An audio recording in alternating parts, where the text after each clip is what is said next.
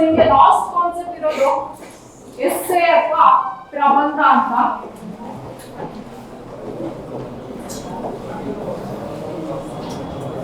So ನಾನು morning ಹೇಳಿದೆ essay ನಿಮಗೆ 20 ಮಾರ್ಕ್ಸ್ ಇರುತ್ತೆ, ಈ ಎಸ್ಸೆ ಇರುತ್ತೆ. ಇಟ್ ಮೀನ್ಸ್ ನಾನು ಆಗಲೇ ಹೇಳಿದೆ 40 ನಿಮಿಷದಲ್ಲಿ ಬರೆಯೋ ರೀತಿಯಲ್ಲಿ ಪ್ರಾಕ್ಟೀಸ್ ಮಾಡಬೇಕು. ಮೇಡಮ್ 30 ನಿಮಿಷಕ್ಕೆ ಬರೀತೀನಿ ಅಂದ್ರೆ ನನಗೆ ಸಮಸ್ಯೆ ಇಲ್ಲ. ನಾನು ಹೇಳ್ತಾ ಇರೋದು 40 ಮಿನಿಟ್ಸ್ಗೆ ಬರೆಯೋ ರೀತಿಯಲ್ಲಿ ಅಟ್ಲೀಸ್ಟ್ ಪ್ರಾಕ್ಟೀಸ್ ಮಾಡಬೇಕು. ಯಾರ್ಯಾರು ಕೆಎಸ್ ಗೆ ಪ್ರಿಪೇರ್ ಆಗ್ತಾ ಇದ್ದೀರಾ, ಸೊ ನಿಮಗೆ ಅಲ್ಲಿ 250 ಮಾರ್ಕ್ಸ್ ಇರುತ್ತೆ ಎಸ್ಸೆ.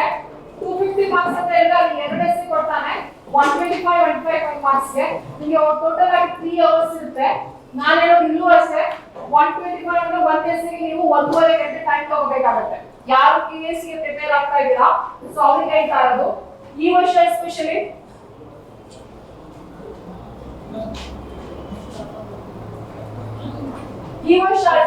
ಕೆಎಸ್ ಅಲ್ಲಿ ನಮಗೆ ಗೊತ್ತಿರ್ಬೋದು ಆಪ್ಷನಲ್ ಎಲ್ಲ ಬರ್ತಿದ್ದಾರೆ. ಎಸ್ಸೆ ತುಂಬಾ ಮೇನ್ ಆಗುತ್ತೆ, ಯಾಕಂದ್ರೆ ಜಿಎಸ್ ಆಲ್ರೆಡಿ ಎಲ್ಲರೂ ಒಂದೇ ರೀತಿ ಸ್ಕೋರ್ ಮಾಡೋದ್ರಿಂದ ಎಸ್ಸೆ ನಾವು ಓನ್ ರೈಟಿಂಗ್ಸ್ ಇರೋದ್ರಿಂದ ಎಸ್ಸೆ ಮೇಲೆ ತುಂಬಾ ಡಿಪೆಂಡಿಂಗ್ ಇದೆ ಕೆಎಸ್ ಗೆ.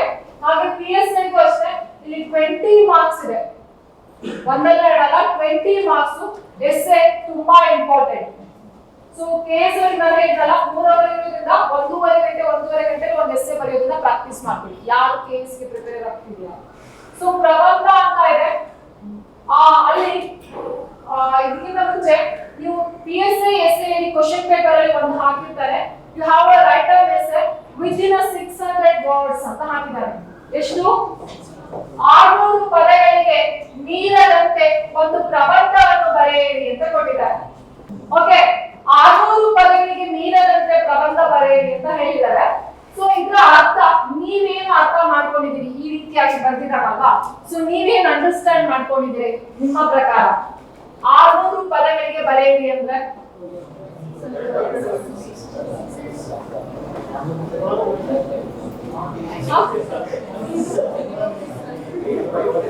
ಯಾಕೆ ಅವನು ಆ ರೀತಿಯಾಗಿ ಮೆನ್ಷನ್ ಮಾಡಿದ್ದಾರೆ 600 ವರ್ಡ್ಸ್ ಅಂತ ಹೇಳ್ಬಿಟ್ಟು?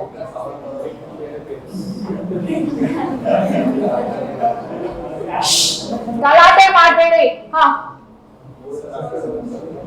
ಯಾಕೆ ಅವನು ಪರ್ಟಿಕ್ಯುಲರ್ ಆಗಿ 600 ವರ್ಡ್ಸ್ ಅಂತ ಹೇಳಿ ಮೆನ್ಷನ್ ಮಾಡಿದ್ದಾರೆ?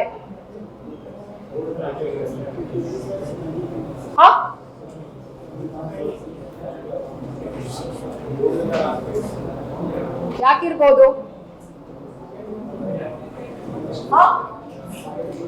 ಏನು? Okay, should not exceed for 600 words ಅಂದ್ರೆ ಏನಿಲ್ಲ. ಈಗ ನಮಗೆ ಒಂದು ಸಬ್ಜೆಕ್ಟ್ ಕೊಟ್ಟಿದ್ದಾನೆ ಅಥವಾ ಒಂದು ಟಾಪಿಕ್ ಕೊಟ್ಟಿದ್ದಾನೆ ಅಂದ್ರೆ ಆ ಒಂದು ಟಾಪಿಕ್ ಮೇಲೆ ಕೆಲವೊಂದು ಟಾಪಿಕ್ ನಾವು ಎಷ್ಟು ಬೇಕಾದ್ರೂ ಎಸ್ಸೆ ಬರಿಬಹುದು. ಅವನು ಅದಕ್ಕೋಸ್ಕರನೇ 600 ಪದಗಳಿಗೆ ಮೀರದಂತೆ ವಿದಿನ್ 600 ವರ್ಡ್ಸ್ ಅಲ್ಲಿ ನೀವು ಮಾಡಿ ಎಸ್ಸೆ ಬರೀರಿ ಅಂತ ಹೇಳಿ ನನಗೆ ಒಂದು ಡೆಡ್ ಲೈನ್ ಕೊಟ್ಟಿದ್ದಾನೆ. ಓಕೆ, 600 ಪದ ಅಥವಾ 600 ವರ್ಡ್ಸ್ ಬರ್ದಿದ್ದೀರಾ ಅಂತ ಹೇಗೆ ಫೈಂಡ್ ಔಟ್ ಮಾಡೋದು? ಸೊ ಯಾಕೆ ಹೇಳ್ತಾ ಇದ್ದೀನಿ ಅಂದ್ರೆ ನಾವು ಕೆಲವೊಂದು ಸಿಂಪಲ್ ಮಿಸ್ಟೇಕ್ಸ್ ಇಂದನೇ ಮಾರ್ಕ್ಸ್ ಕಳ್ಕೊತೀವಿ. PSI ಎಕ್ಸಾಮ್ ಅಲ್ಲಿ ನಾನು ಬೆಳಗ್ಗೆ ಹೇಳಿದೆ ನಿಮಗೆ ಒಂದು ಬುಕ್ಲೆಟ್ ಕೊಟ್ಟಿರ್ತಾನೆ, ಬುಕ್ಲೆಟ್ ಅಲ್ಲಿ 4 ಶೀಟ್ ವೈಟ್ ಶೀಟ್ ಪ್ಲಸ್ ಒಂದು ಪ್ರಿಸೈಸ್ ಶೀಟ್ ಇರುತ್ತೆ. ಆ ವೈಟ್ ಶೀಟ್ ಅಲ್ಲಿ 4 ಶೀಟ್ ಅಲ್ಲಿ ಪರ್ಟಿಕ್ಯುಲರ್ಲಿ ಕಂಪಲ್ಸರಿ ಆಗಿ 3 ಶೀಟ್ ಇಟ್ ಮೀನ್ಸ್ 6 ಪೇಜಸ್ ಬರುತ್ತೆ. ಆ 6 ಪೇಜ್ ಕಂಪ್ಲೀಟ್ ಆಗಿ ಎಸ್ಸೆ ಬರಿಬೇಕು. ಅರ್ಥ ಆಯ್ತಾ? ಅವನ ಪ್ರಕಾರ 1 ಪೇಜ್ ಕಂಪ್ಲೀಟ್ ಆಗಿ ಬರ್ದಿದ್ದೀರಾ ಅಂದ್ರೆ 100 ವರ್ಡ್ಸ್ ಅಂತ. ಅದು ಹ್ಯಾಂಡ್ ರೈಟಿಂಗ್ ಚಿಕ್ಕದಾಗಿರ್ಲಿ ಅಥವಾ ದೊಡ್ಡದಾಗಿರ್ಲಿ ಅವನು ಕ್ಯಾಲ್ಕುಲೇಟ್ ಮಾಡಲ್ಲ. 1 ಪೇಜ್ ಕಂಪ್ಲೀಟ್ ಆಗಿ ಬರ್ದಿದ್ದೀರಾ ಅಂತ ಹೇಳಿದ್ರೆ 100 ವರ್ಡ್ಸ್ ಅಂತ. 6 ಪೇಜ್ ಕಂಪ್ಲೀಟ್ ಆಗಿದ್ದಾಗ ಮಾತ್ರ ಅದೇನಾಗುತ್ತೆ 600 ವರ್ಡ್ಸ್ ಅಂತ. ಯಾಕೆ ಹೇಳ್ತಿದ್ದೀನಿ ಅಂದ್ರೆ ತುಂಬಾ ಟೆಸ್ಟ್ ಸೀರೀಸ್ ಅಲ್ಲಿ 3.5 ಪೇಜು 4.5 ಪೇಜು ಅಷ್ಟೇ ಬರೀತೀರಾ. ಆ ರೀತಿ ಬರೆದ್ರೆ ಅದು ಎಷ್ಟಾಗುತ್ತೆ 450 550 ಎಬೌವ್ ಇನ್ನೂ ಎಕ್ಸ್ಟ್ರಾ ಬರೆದ್ರೆ 650 ಮೇಲೆ ಆಗುತ್ತೆ. ಅದಕ್ಕೋಸ್ಕರ ನೀವು ಬರಿಬೇಕಾದ್ರೆ ಆ ರೀತಿನೇ ಪ್ರಾಕ್ಟೀಸ್ ಮಾಡ್ಕೊಳ್ಳಿ. 6 ಪೇಜ್ ಅಷ್ಟೇ ಬರಿಬೇಕು ಅಂತ PSI ಅವ್ರಿಗೆ ಹೇಳ್ತಾರೆ. ಹಾಗೆ ನಿಮ್ಮ ಕೇಸ್ ಅಷ್ಟೇ ಅಲ್ಲಿ ಲಿಮಿಟೆನ್ಸ್ ಕೊಟ್ಟಿರ್ತಾರಲ್ಲ ಅದ್ರ ಪ್ರಕಾರನೇ ನಿಮ್ಗೆ ಅವ್ನು ಏನ್ ಮಾಡಿರ್ತಾನೆ ಪೇಜ್ ಗಳನ್ನ ಕೊಟ್ಟಿರ್ತಾರೆ, ಅದ್ರ ಮೇಲೆ ನೀವು ಕ್ಯಾಲ್ಕುಲೇಟ್ ಮಾಡಿ ಬರಿಬೇಕು. PSI ಗೆ ಪರ್ಟಿಕ್ಯುಲರ್ ಆಗಿ 6 ಪೇಜ್ ಬರೆದ್ರೆ ಅಷ್ಟೇ ಕಂಟಿನ್ಯೂಸ್ ಅಷ್ಟು 6 ಪೇಜ್ ಕಂಪ್ಲೀಟ್ ಆಗಿದ್ರೆ 600 ವರ್ಡ್ಸ್ ಅಂತ ಅವನು ಕ್ಯಾಲ್ಕುಲೇಟ್ ಮಾಡೋದು. ಓಕೆ, ಸೊ ಈಗ ಎಸ್ಸೆ ಅನ್ನೋದನ್ನ ನಾವು ಇದನ್ನು ಅಷ್ಟೇ ಇವತ್ತೇನು ಬರಿತಾ ಇರೋದಲ್ಲ, ಎಸ್ಸೆ ಅಂತ ಹೇಳಿದ್ರೆ ಅಥವಾ ಪ್ರಬಂಧ ಅಂತ ಹೇಳಿದ್ರೆ ಏನು ನಿಮ್ಮ ಪ್ರಕಾರ? What you mean by essay or ಪ್ರಬಂಧ? ಓಕೆ, ಒಂದು ಇಶ್ಯೂ ಬಗ್ಗೆ ಸಂಕ್ಷಿಪ್ತವಾಗಿ ಬರೆಯೋದು. ಮತ್ತೆ ಓಕೆ, ಮತ್ತೆ ಓಕೆ, ನಂದೊಂದು ಪ್ರಶ್ನೆ ಇದೆ. ಈಗ ನ್ಯೂಸ್ ಪೇಪರ್ ಅಲ್ಲಿ ಆರ್ಟಿಕಲ್ಸ್ ಅಂತ ನೋಡ್ತಿರಲ್ವಾ, ಅಲ್ಲೂ ಅಷ್ಟೇ ಒಂದು ವಿಷಯದ ಬಗ್ಗೆ ಡೀಟೇಲ್ ಆಗಿ ಬರೆದಿರ್ತಾನೆ, ಎಲ್ಲಾ ರೀತಿಯಲ್ಲೂ ಹೇಳಿರ್ತಾನೆ. ಅದನ್ನು ನಾವು ಎಸ್ಸೆ ಅಂತ ಕರಿಬಹುದಾ?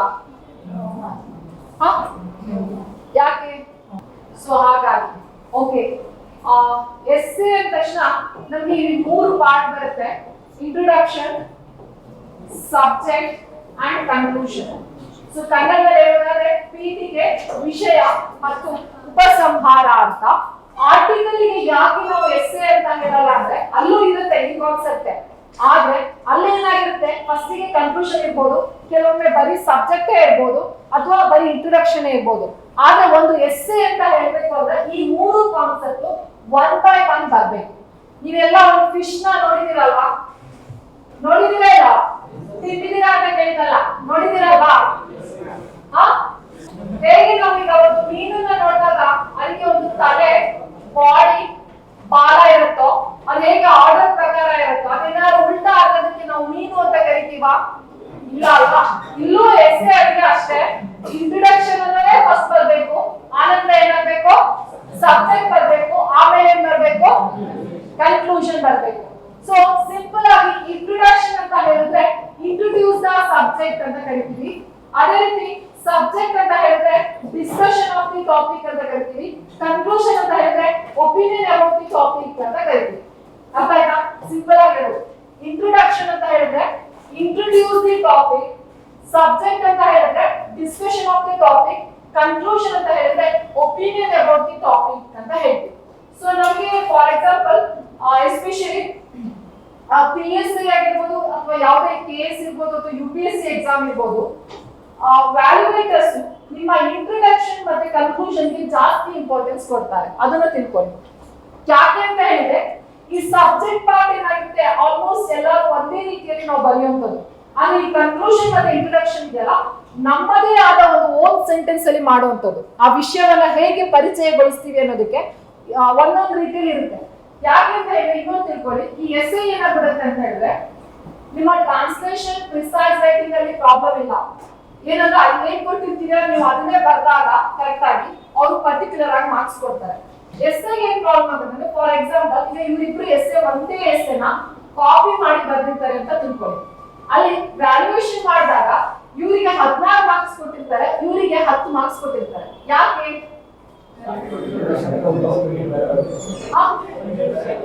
ಅಲ್ಲ, ಕಾಪಿ ಮಾಡಿ ಬರ್ತಿದ್ದಾರೆ, ಒಂದ್ ವರ್ಡ್ ಮಿಸ್ ಆಗಿ ಸೇಮ್ ಟು ಸೇಮ್ ಬರ್ತಿದ್ದಾರೆ. ಇಬ್ರು ಹ್ಯಾಂಡ್ ರೈಟಿಂಗ್ ತುಂಬಾ ಚೆನ್ನಾಗಿ ಬರ್ತಿದ್ದಾರೆ, ಗ್ರಾಮರ್ ಮಿಸ್ಟೇಕ್ ಮಾಡಿಲ್ಲ. ಆದ್ರೆ ಇವರಿಗೆ 16 ಕೊಟ್ಟಿದ್ದಾರೆ, ಇವರಿಗೆ 10 ಕೊಟ್ಟಿರ್ತಾರೆ. ಯಾಕೆ? Depends upon the ವ್ಯಾಲ್ಯೂಯೇಟರ್ಸ್. ಅದೊಂದು ಪ್ರಾಬ್ಲಮ್. ಯಾಕೆ ಅಂತ ಹೇಳಿದ್ರೆ ಈಗ ನಿಮ್ಮ ಪೇಪರ್ ಗಿಂತ ಮುಂಚೆ ಯಾರು ತುಂಬಾ ಚೆನ್ನಾಗಿ ಬರ್ದಿರೋರು ಇದ್ರೆ ನಿಮ್ ಪೇಪರ್ಗೆ ಅಲ್ಲೆಲ್ಲ 1 ಮಾರ್ಕ್ಸ್ ಮೈನಸ್ ಆಗುತ್ತೆ. ಗೊತ್ತಾಯ್ತಾ? ಅದಕ್ಕೆ ಹೇಳ್ತಾ ಇರೋದು, ಅವರು ಯಾವುದೇ ರೀತಿಯ ವ್ಯಾಲ್ಯೂಯೇಟರ್ಸ್, ಯಾವುದೇ ರೀತಿಯ ಥಿಂಕಿಂಗ್ ಇದು ಈ ಎಸ್ಸೆ ಬರೆಯೋಕೆ ಕೆಲವೊಂದು ಫಾರ್ಮುಲಾ ತರ ಇರುತ್ತೆ. ಅದನ್ನ ನಾವು ಕಲ್ತ್ಕೊಂಡು ಆ ಒಂದು ರೈಟಿಂಗ್ ಸ್ಕಿಲ್ ಅಲ್ಲಿ ಬರೆದ್ರೆ ನಿಮ್ಮ ಹಿಂದೆ ಎಷ್ಟೇ ಚೆನ್ನಾಗಿರೋದು ಬಂದ್ರು ನಿಮಗೆ ಅವರು ನೀವು ಮಾರ್ಕ್ಸ್ ಕೊಟ್ಟೇ ಕೊಡ್ತಾರೆ.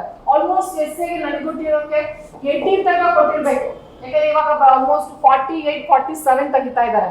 50ಗೆ 49 ತೆಗಿದ್ದಾರೆ 2016 ಅಲ್ಲಿ. ಸೊ ಹಂಗೆ ಔಟ್ ಆಫ್ ತನಕ ಕೊಟ್ಟಿದ್ದಾರೆ. ಅದು ನೆಕ್ಸ್ಟ್ ಟೈಮ್ ಅಲ್ಲಿ ಇರಲ್ಲ ಡೀಲು, ಎಲ್ಲಾರು ಡೀಲ್ ಅಲ್ಲೇ ಪಾಸ್ ಆಗಿರಲ್ಲ. ಓಕೆ, ಸೊ ಹಾಗಾಗಿ ಇಂಟ್ರೊಡಕ್ಷನ್ ಮತ್ತೆ ಕನ್ಕ್ಲೂಷನ್ ಇದೆಯಲ್ಲ, ಇಲ್ಲಿ ಇದನ್ನ ನಾವು ಏನಂತ ಹೇಳ್ತೀವಿ ಅಂದ್ರೆ ಎಸ್ಸೆ ಅನ್ನೋದೇ ಒಂಥರ ಆರ್ಟ್. ನೀವು ಹೇಗೆ ಈಗ ಒಂದು ಹೂನ ಹೇಗೆ ಡಿಸೈನ್ ಆಗಿ ಕಟ್ತಾರೆ, ಅದೇ ರೀತಿ ಇಲ್ಲೂ ಅಷ್ಟೇ ನಿಮ್ಮ ರೈಟಿಂಗ್ ಸ್ಕಿಲ್ ಮೇಲೆ ಇರುತ್ತೆ ಆಲ್ಮೋಸ್ಟ್ ಎಸ್ಸೆನ ಒಂದು. ಹಾಗೆ ಈ ಎಸ್ಸೆನು ಇನ್ನೊಂದು ಹೇಳ್ಬೋದು, ನಿಮ್ಗೆಲ್ಲ ಒಂದು ಫುಡ್ ಕಾಂಪಿಟೇಷನ್ ಅಂತ ಕೊಟ್ಟಿರ್ತಾರೆ. ಎಲ್ಲಾರು ಒಂದೇ ಐಟಮ್ ನ ನೀವೆಲ್ಲರೂ ಮಾಡ್ಕೊಂಡ್ ಬಂದಿದ್ದಾರೆ. ಎಕ್ಸಾಂಪಲ್ ಉಪ್ಪಿಟ್ಟು ಮಾಡ್ಕೊಂಡ್ ಬನ್ನಿ ಅಂದ್ರೆ ಎಲ್ಲಾರು ಮಾಡಿರ್ತಾರೆ, ಆಗ ಪ್ರೈಸ್ ಒಬ್ಬರಿಗೆ ಕೊಡ್ತಾರೆ. ಯಾಕೆ? ಡೆಕೋರೇಷನ್ ಟೇಸ್ಟ್ ಅನ್ನೋಕ್ಕಿಂತ ಇಲ್ಲೂ ಅಷ್ಟೇ, ಇಲ್ಲಿ ಡೆಕೋರೇಷನ್ ಅಂದ ತಕ್ಷಣ ಚಿತ್ರ ಬಿಡಿಸೋದಲ್ಲ, ನಿಮ್ಮ ರೈಟಿಂಗ್ ಸ್ಕಿಲ್ ಆ ರೀತಿ ಇರ್ಬೇಕು. ಗೊತ್ತಾಯ್ತಲ್ಲ? ಆ ಒಂದು ರೈಟಿಂಗ್ ಸ್ಕಿಲ್ ಅಂದ್ರೆ ಸೆಂಟೆನ್ಸ್ ಮೇಕಿಂಗ್ ಇರ್ಬೋದು, ಯಾವ ರೀತಿಯಾಗಿ ಪದಗಳನ್ನು ಉಪಯೋಗಿಸಬೇಕು, ಹೇಗೆ ಬರಿಬೇಕು ಅಂತ. ಯಾಕಂದ್ರೆ ಇರೋದು ಬರೀ 600 ವರ್ಡ್ಸ್. ಆ 600 ವರ್ಡ್ಸ್ ಅಲ್ಲಿ ಯಾವ ರೀತಿ ಬರೀತೀರಾ ಅಂತ. Okay, so first part introduction ಅಂತ ಕೊಟ್ಟಿದ್ದಾರೆ. ಇಂಟ್ರೊಡಕ್ಷನ್ ತಕ್ಷಣ ಆಗಲೇ ನಾನು ಹೇಳಿದೆ ಇಂಟ್ರೊಡ್ಯೂಸ್ ದ ಟಾಪಿಕ್ ಅಂತ ಹೇಳಿದೆ. ಸೊ ಒಂದು ವಿಷಯವನ್ನ ಯಾವ ರೀತಿ ಇಂಟ್ರೊಡ್ಯೂಸ್ ಮಾಡಬೇಕು ನಿಮ್ಗೆ ಏನಾದ್ರು ಐಡಿಯಾ ಇದೆ? ಯಾಕಂದ್ರೆ ಈ ಪೇಪರ್ ಆಗಲೇ ಹೇಳಿದೀನಿ, ನೀವು ಆನ್ಸರ್ ಮಾಡ್ತಾ ಇರ್ಬೇಕು. ನಿಮ್ಮ ಕಮ್ಯುನಿಕೇಶನ್ ತುಂಬಾ ಇಂಪಾರ್ಟೆಂಟ್ ಇಲ್ಲಿ. ಯಾವ ರೀತಿ ಒಂದು ಇಂಟ್ರೊಡ್ಯೂಸ್ ಅಂತ ಅಂದ್ರೆ ನೀವು ಯಾವ ರೀತಿ ಮಾಡಬೇಕು ಅನ್ನೋದು ಒಂದು ಕಾನ್ಸೆಪ್ಟ್ ನಿಮ್ಮ ತಲೆಯಲ್ಲಿದೆ. ಓಕೆ, ಆ ಒಂದು ಕೊಟ್ಟಂತ ಸಬ್ಜೆಕ್ಟ್ ನ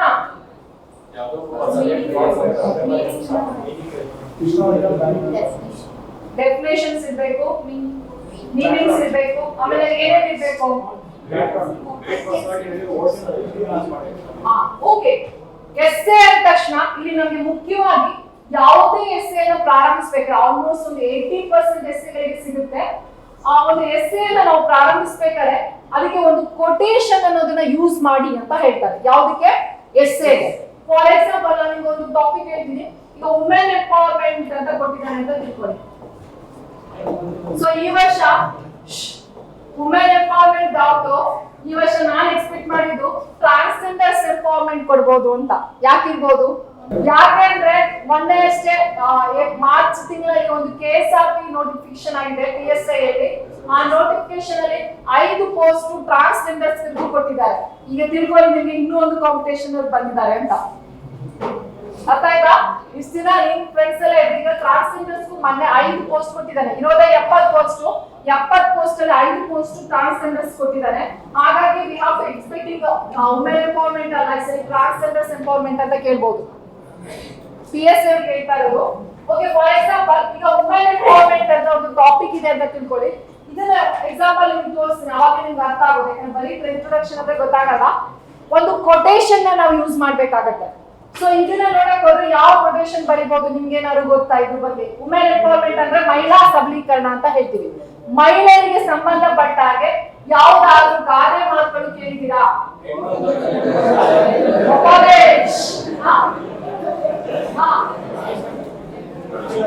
ಹೆಣ್ಣೊಂದು ಕಲಿತಾರೆ, ಮತ್ತೆ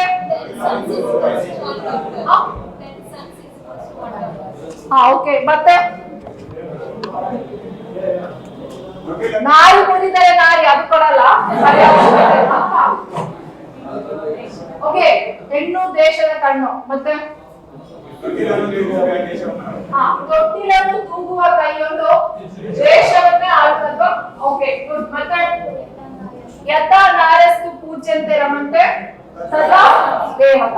ಸೊ ನೀವು ಯಾವಾಗಲೂ ಈಗ ಫಾರ್ ಎಕ್ಸಾಂಪಲ್ ಯಾವ ಇದು ಏನಂತ ಹೇಳಿದ್ರೆ ತೊಟ್ಟಿಲನ್ನು ತೂಗುವ ಕೈ ಜಗತ್ತನ್ನೇ ಆಳಬಲ್ಲದು ಅಂತ ನಮ್ಗೆ ಒಂದು ಕೊಟೇಶನ್ ಇದೆ. ಸೊ ನಾನು ಅದನ್ನೇ ಇಲ್ಲಿ ಬರೀತೀನಿ ಅಂತ ತಿಳ್ಕೊಳ್ಳಿ. ಸ್ಟಾರ್ಟಿಂಗ್ ಅಲ್ಲೇ ಕೊಟೇಶನ್ ಬರಬೇಕು. ತುಂಬಾ ಜನ ಏನ್ ಮಾಡ್ತೀರಾ ಅಂತ ಹೇಳಿದ್ರೆ ಸ್ಟಾರ್ಟಿಂಗ್ ಅಲ್ಲಿ ಕಾನ್ಸೆಪ್ಟ್ ಬರ್ಕೊಂಡು ಹೋಗಿ ಮಧ್ಯದಲ್ಲಿ ಕೊಟೇಶನ್ ಬರೀತಾರೆ. ಅದನ್ನ ಮಾಡ್ಬೇಡಿ. ಆದಷ್ಟು ಏನಂದ್ರೆ ಯಾಕೆ ನಾನು ಹೇಳ್ತೀನಿ ಅಂದ್ರೆ ಬರೀ ಎಸ್ಸೆ ಎಕ್ಸಾಮ್ ಪರ್ಪಸ್ ಅಲ್ಲ, ಓವರ್ ಆಲ್ ಎಸ್ಸೆ ಅನ್ನೋದು ಯಾವ ರೀತಿ ಇರುತ್ತೆ ಅಂತ ಹೇಳೋದಾದ್ರೆ ಕೊಟೇಶನ್ ಯಾವಾಗೂ ಸ್ಟಾರ್ಟಿಂಗ್ ಅಲ್ಲೇ ಬಂದ್ರೆ ಅದು ಚೆನ್ನಾಗಿರುತ್ತೆ, ಮಧ್ಯದಲ್ಲಿ ಬರೋಕ್ಕಿಂತ. ಒಂದು ಆ ಕೊಟೇಶನ್ ಬರದ ತಕ್ಷಣ ನೀವೇನ್ ಮಾಡ್ತೀರಾ ಅಂದ್ರೆ ಈ ಮೇಲಿನ ಗಾದೆ ಅಂತ ಹೇಳಿ ಮತ್ತೆ ಒನ್ಸ್ ಅಗೇನ್ ಅದನ್ನೇ ಎಕ್ಸ್ಪ್ಲೈನ್ ಮಾಡ್ತೀರಾ ನಾರ್ಮಲ್ ಆಗಿ, ಹೌದಲ್ವಾ? ಈಗ ಯಥಾ ನಾರಸ್ತು ಪೂಜ್ಯಂತೆ ರಮಂತೆ ಅಂತ ಬರೀತೀರಾ, ನೆಕ್ಸ್ಟ್ ಸೆಂಟೆನ್ಸ್ ಅದನ್ನೇ ಎಕ್ಸ್ಪ್ಲನೇಷನ್ ಮಾಡಿ ನಾವು ಬರಿತೀವಿ. ಸೊ ಆ ರೀತಿ ಬರಿಬೇಡಿ. ನಾನು ಹೇಳೋದು ಏನಂತ ಹೇಳಿದ್ರೆ ಈಗ ತೊಟ್ಟಿಲನ್ನು ತೂಗುವ ಕೈ ಜಗತ್ತನ್ನೇ ಆಳಬಲ್ಲದು ಅಂತ ಹೇಳಿದ್ವಿ. ಆ ಒಂದು ವಾಕ್ಯವನ್ನ ನೋಡಿದಾಗ ನಮ್ಗೆ ಒಂದೇ ಗೊತ್ತಾಗೋದು ಹೆಣ್ಣಿಗೆ ಎಷ್ಟು ಶಕ್ತಿ ಇದೆ ಅಂತ, ಹೌದಲ್ವಾ?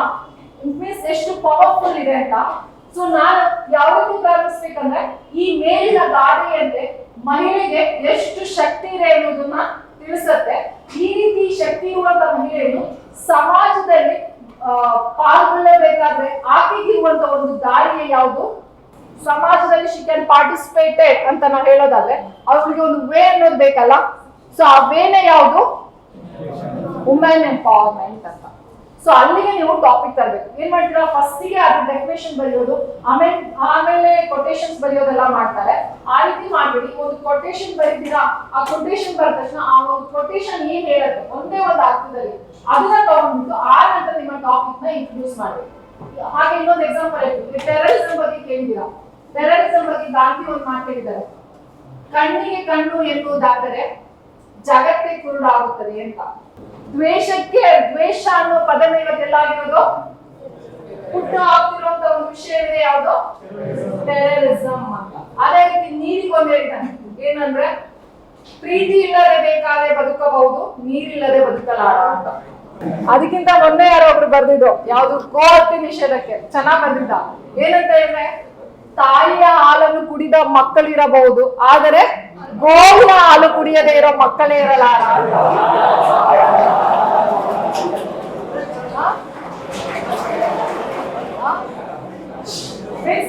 ಕೊಟೇಶನ್ಸ್ ಯಾವ ರೀತಿ ಯೂಸ್ ಮಾಡ್ತಾರೆ ಅಂತ ಇಟ್ ಮೀನ್ಸ್ ಈಗ ನೀರಿಗೆ ಹೇಳಿದಲ್ಲ ಅಲ್ಲಿ ನೋಡೋದಾದ್ರೆ ಆ ಕೊಟೇಶನ್ ಅಲ್ಲಿ ಗೊತ್ತಾಗ್ತಾ ಇರೋದು ಒಂದೇ ಎಂಬುದು ಎಷ್ಟು ನೀರಿಗೆ ಒಂದು ಇಂಪಾರ್ಟೆನ್ಸ್ ಇದೆ ಅಂತ ಅರ್ಥ ಆಯ್ತಲ್ಲ. ಸೊ ಈ ರೀತಿ ಇರ್ಬೇಕಾದ್ರೆ ನಾವ್ಯಾಕೆ ಇವತ್ತು ನೀರಿಗಾಗಿ ಕಾದಾಡ್ತಿರುವ ವಿಷಯ ಏನಾಗಿರುತ್ತೆ ರಿವರ್ ಡಿಸ್ಪ್ಯೂಟ್ಸ್ ಅಥವಾ ನದಿ ವಿವಾದಗಳು ಅಂತೀವಲ್ಲ ಆ ರೀತಿಯಾಗಿ ಟಾಪಿಕ್ ತಗೊಳ್ಳಿ. ಆನಂತರ ಏನಂತ ಹೇಳಿದ್ರೆ ನೆಕ್ಸ್ಟ್ ಈ ವುಮನ್ ಎಂಪವರ್ಮೆಂಟ್ ಅಂತ ಹೇಳಿದ್ರೆ ಡೆಫಿನೇಷನ್ ಏನಿರುತ್ತೆ ಅದನ್ನ ಬರೀಬೇಕಾಗುತ್ತೆ. ಓಕೆ, ಒಂದ್ 2-3 ಸೆಂಟೆನ್ಸ್ ನೀವು ಅದನ್ನ ಇಂಟ್ರೊಡ್ಯೂಸ್ ಮಾಡಿದ್ರೆ ಟಾಪಿಕ್ ಯಾವುದು ಅಂತ. ಆಮೇಲೆ ಏನು ವುಮೆನ್ ಎಂಪವರ್ಮೆಂಟ್ ಅಂದ್ರೆ ಏನು ಡೆಫಿನೇಷನ್ಸ್ ಯಾರಿಗಾದ್ರೂ ಗೊತ್ತಾ? ಮಹಿಳೆಯನ್ನು ಆರ್ಥಿಕವಾಗಿ, ಸಾಮಾಜಿಕವಾಗಿ, ರಾಜಕೀಯವಾಗಿ ಮತ್ತು ಎಲ್ಲಾ ಕ್ಷೇತ್ರಗಳಲ್ಲಿ ಅಭಿವೃದ್ಧಿಗೊಳಿಸುವುದಕ್ಕೆ ನಾವು ಏನಂತ ಕರಿತೀವಿ? The woman can develop it socially, politically, economically, all the fields ಅಂತ ಅಷ್ಟೇ. ಅರ್ಥ ಆಯ್ತಲ್ಲ? ಅದಕ್ಕೆ ನಾವೇನಂತ ಕರೆಯೋದು ವುಮೆನ್ ಎಂಪವರ್ಮೆಂಟ್ ಅಂತ. ಫಸ್ಟ್ ನೀವು ಈ ರೀತಿಯಾಗಿ ಇಂಟ್ರೊಡಕ್ಷನ್ ಮಾಡ್ಕೋಬೇಕಾಗುತ್ತೆ. ನೆಕ್ಸ್ಟ್ ಅದ್ರ ಕುರಿತಾಗಿ ಡೆಫಿನೇಷನ್ ಬರೀಬೇಕಾಗುತ್ತೆ. ಆಮೇಲೆ ಈ ಒಂದು ವುಮೆನ್ ಎಂಪವರ್ಮೆಂಟ್ ಅನ್ನೋದನ್ನ ಯಾವಾಗ ಪ್ರಾರಂಭಿಸಿದ್ರು ನನಗೆ ಗೊತ್ತಿರೋಂಗೆ 2000 ಇಯರ್ ಏನಿದೆ 2000 ಇಂದ ಈ ಒಂದು ವುಮೆನ್ ಎಂಪವರ್ಮೆಂಟ್ ಅನ್ನೋ ಒಂದು ಕಾನ್ಸೆಪ್ಟ್ ನ ನಮ್ಮ ಭಾರತದಲ್ಲಿ ಪ್ರಾರಂಭಿಸಿದ್ರು. ಓಕೆ, ಯಾಕೆ ಅಂದ್ರೆ ಮಹಿಳೆಯನ್ನ ಸಶಕ್ತಗೊಳಿಸೋದಕ್ಕೋಸ್ಕರ ಆ ಒಂದು ಕುರಿತಾಗಿ ಒಂದು 5 ರಿಂದ 6 ಲೈನ್ ನೀವು ಬರೀಬೇಕಾಗುತ್ತೆ. ಸೊ ನಾನು ಇದೊಂದು ಬಳಸ್ತೀನಿ. ಇಂಟ್ರೊಡಕ್ಷನ್ ತುಂಬಾ ಇಂಪಾರ್ಟೆಂಟ್. ಓವರಾಲ್ ಆಗಿ ಹೇಗೆ ಬರೀಬಹುದು ಅಂತ. ಫಾರ್ ಎಕ್ಸಾಂಪಲ್ ನಿಮಗೆ ಗೊತ್ತಿರ್ಬೋದು ರೀಸೆಂಟ್ ಟಾಪಿಕ್ ಕರೋನಾ ಬಂದಿರೋದ್ರಿಂದ ಈ ಎಕನಾಮಿಕ್ ಇಂಪ್ಯಾಕ್ಟ್ ಆಯ್ತಲ್ವಾ ಭಾರತದ ಆರ್ಥಿಕತೆಯ ಮೇಲೆ ಕರೋನಾದಿಂದ ಉಂಟಾದ ಪರಿಣಾಮ ಅನ್ನೋದ್ರ ಬಗ್ಗೆ ಒಂದು ಕಾನ್ಸೆಪ್ಟ್ ಬರ್ತಾ ಇದೆ ಎಲ್ಲಾ ಕಡೆ. ಬಟ್ ಇದು ಕೇಳೋ ಡೌಟ್. ಸೊ ಅದನ್ನ ಹೇಗೆ ಬರಿಬೋದಿತ್ತು ಅನ್ನೋದಕ್ಕೆ ನಾನು ಒಂದು ಇಂಟ್ರೊಡಕ್ಷನ್ ಬಳಸ್ತೀನಿ. ಬರ್ಕೊಳ್ಳಿ, ಜಸ್ಟ್ ಒಂದು ಐಡಿಯಾ ಬರುತ್ತೆ ಇಂಟ್ರೊಡಕ್ಷನ್ ಅಂದ್ರೆ ಯಾವ ರೀತಿ ಇರಬೇಕು ಅಂತ. ಇದಕ್ಕೆ ಇಂಟ್ರೊಡಕ್ಷನ್ ಬಂದು ಕೊಟೇಶನ್ ಬಂದು ಆರೋಗ್ಯವೇ ಭಾಗ್ಯ, ಆರೋಗ್ಯವೇ ಭಾಗ್ಯ, ಹೆಲ್ತ್ ಇಸ್ ವೆಲ್ತ್. ಯಾವುದೇ ಒಂದು ದೇಶ ಗಲಾಟೆ ಮಾಡಬೇಡಿ, ಯಾವುದೇ ಒಂದು ದೇಶ ಮುಂದುವರಿದಿದೆ ಅಥವಾ ಮುಂದುವರಿಯುತ್ತಿದೆ, ಯಾವುದೇ ಒಂದು ದೇಶ ಮುಂದುವರಿದಿದೆ ಅಥವಾ ಮುಂದುವರಿಯುತ್ತಿದೆ ಎಂಬುದನ್ನು ತಿಳಿಯುವುದು ಆ ದೇಶದ ಆರ್ಥಿಕತೆಯ ವ್ಯವಸ್ಥೆಯಿಂದಾಗಿ. ಅಂದ್ರೆ ಇಟ್ ಇಸ್ ಯಾವುದೇ any country it's developing or developing. ಯಾಕಂದ್ರೆ ಡೆವಲಪ್ ಅಂದ್ರೆ ಮುಂದುವರಿಯುತ್ತಿದೆ ಡೆವಲಪ್ ಅಂತ ಹೇಳಿದ್ರೆ depends on the economic condition of the nation. Next ಬರೀ ಒಂದು ದೇಶ ಆರ್ಥಿಕವಾಗಿ ಮುಂದುವರಿಯಬೇಕಾದರೆ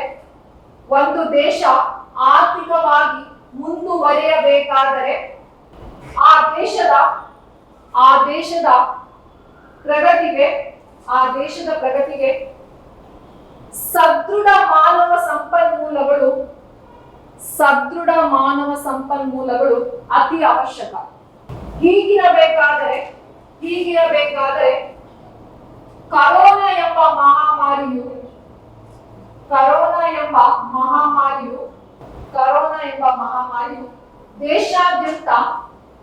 ದೇಶಾದ್ಯಂತ ಅದು ವಿಶ್ವಾದ್ಯಂತ ಅಂತ ಹಾಕೊಳ್ಳಿ. ಯಾಕಂದ್ರೆ ವರ್ಲ್ಡ್ ವೈಡ್ ಆಗಿರೋದ್ರಿಂದ ವರ್ಲ್ಡ್ ವೈಡ್ ಏನಂದ್ರೆ ಸುಂಟರ ಗಾಳಿಯಂತೆ ವ್ಯಾಪಿಸಿದೆ. ದೇಶಾದ್ಯಂತ ಅಥವಾ ವಿಶ್ವಾದ್ಯಂತ ಸುಂಟರ ಗಾಳಿಯಂತೆ ವ್ಯಾಪಿಸಿದೆ. ಇದರಿಂದಾಗಿ ಎಲ್ಲಾ ದೇಶಗಳು ತತ್ತರಿಸುವಂತಾಯಿತು. ಕರೋನಾ ಎಂಬುದು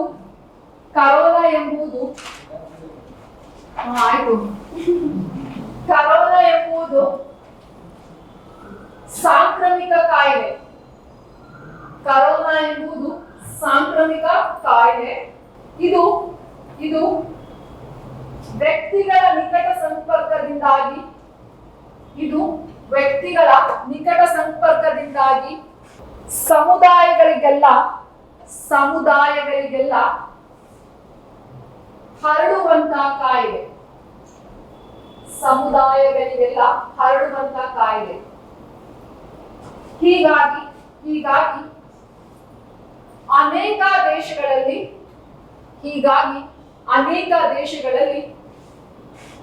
ಲಾಕ್ಡೌನ್ ಎಂಬ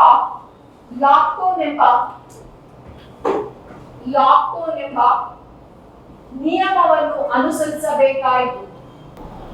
ಹೀಗಾಗಿ ಅನೇಕ ದೇಶಗಳಲ್ಲಿ ಲಾಕ್ಡೌನ್ ಎಂಬ ನಿಯಮವನ್ನು ಅನುಸರಿಸಬೇಕಾಯಿತು. ಈ ಲಾಕ್ಡೌನ್ ಎಂದರೆ ಸಮಾಜದಲ್ಲಿನ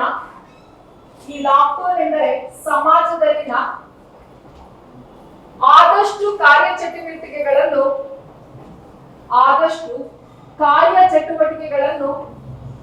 ನಿಲ್ಲಿಸುವುದಾಗಿತ್ತು.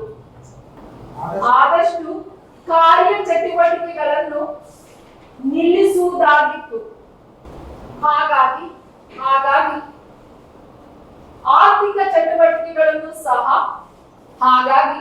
ಆರ್ಥಿಕ ಚಟುವಟಿಕೆಗಳನ್ನು ಸಹ ನಿಲ್ಲಿಸಬೇಕಾದ ಅನಿವಾರ್ಯತೆ ಉಂಟಾಯಿತು. ಇದರಿಂದಾಗಿ ಇಡೀ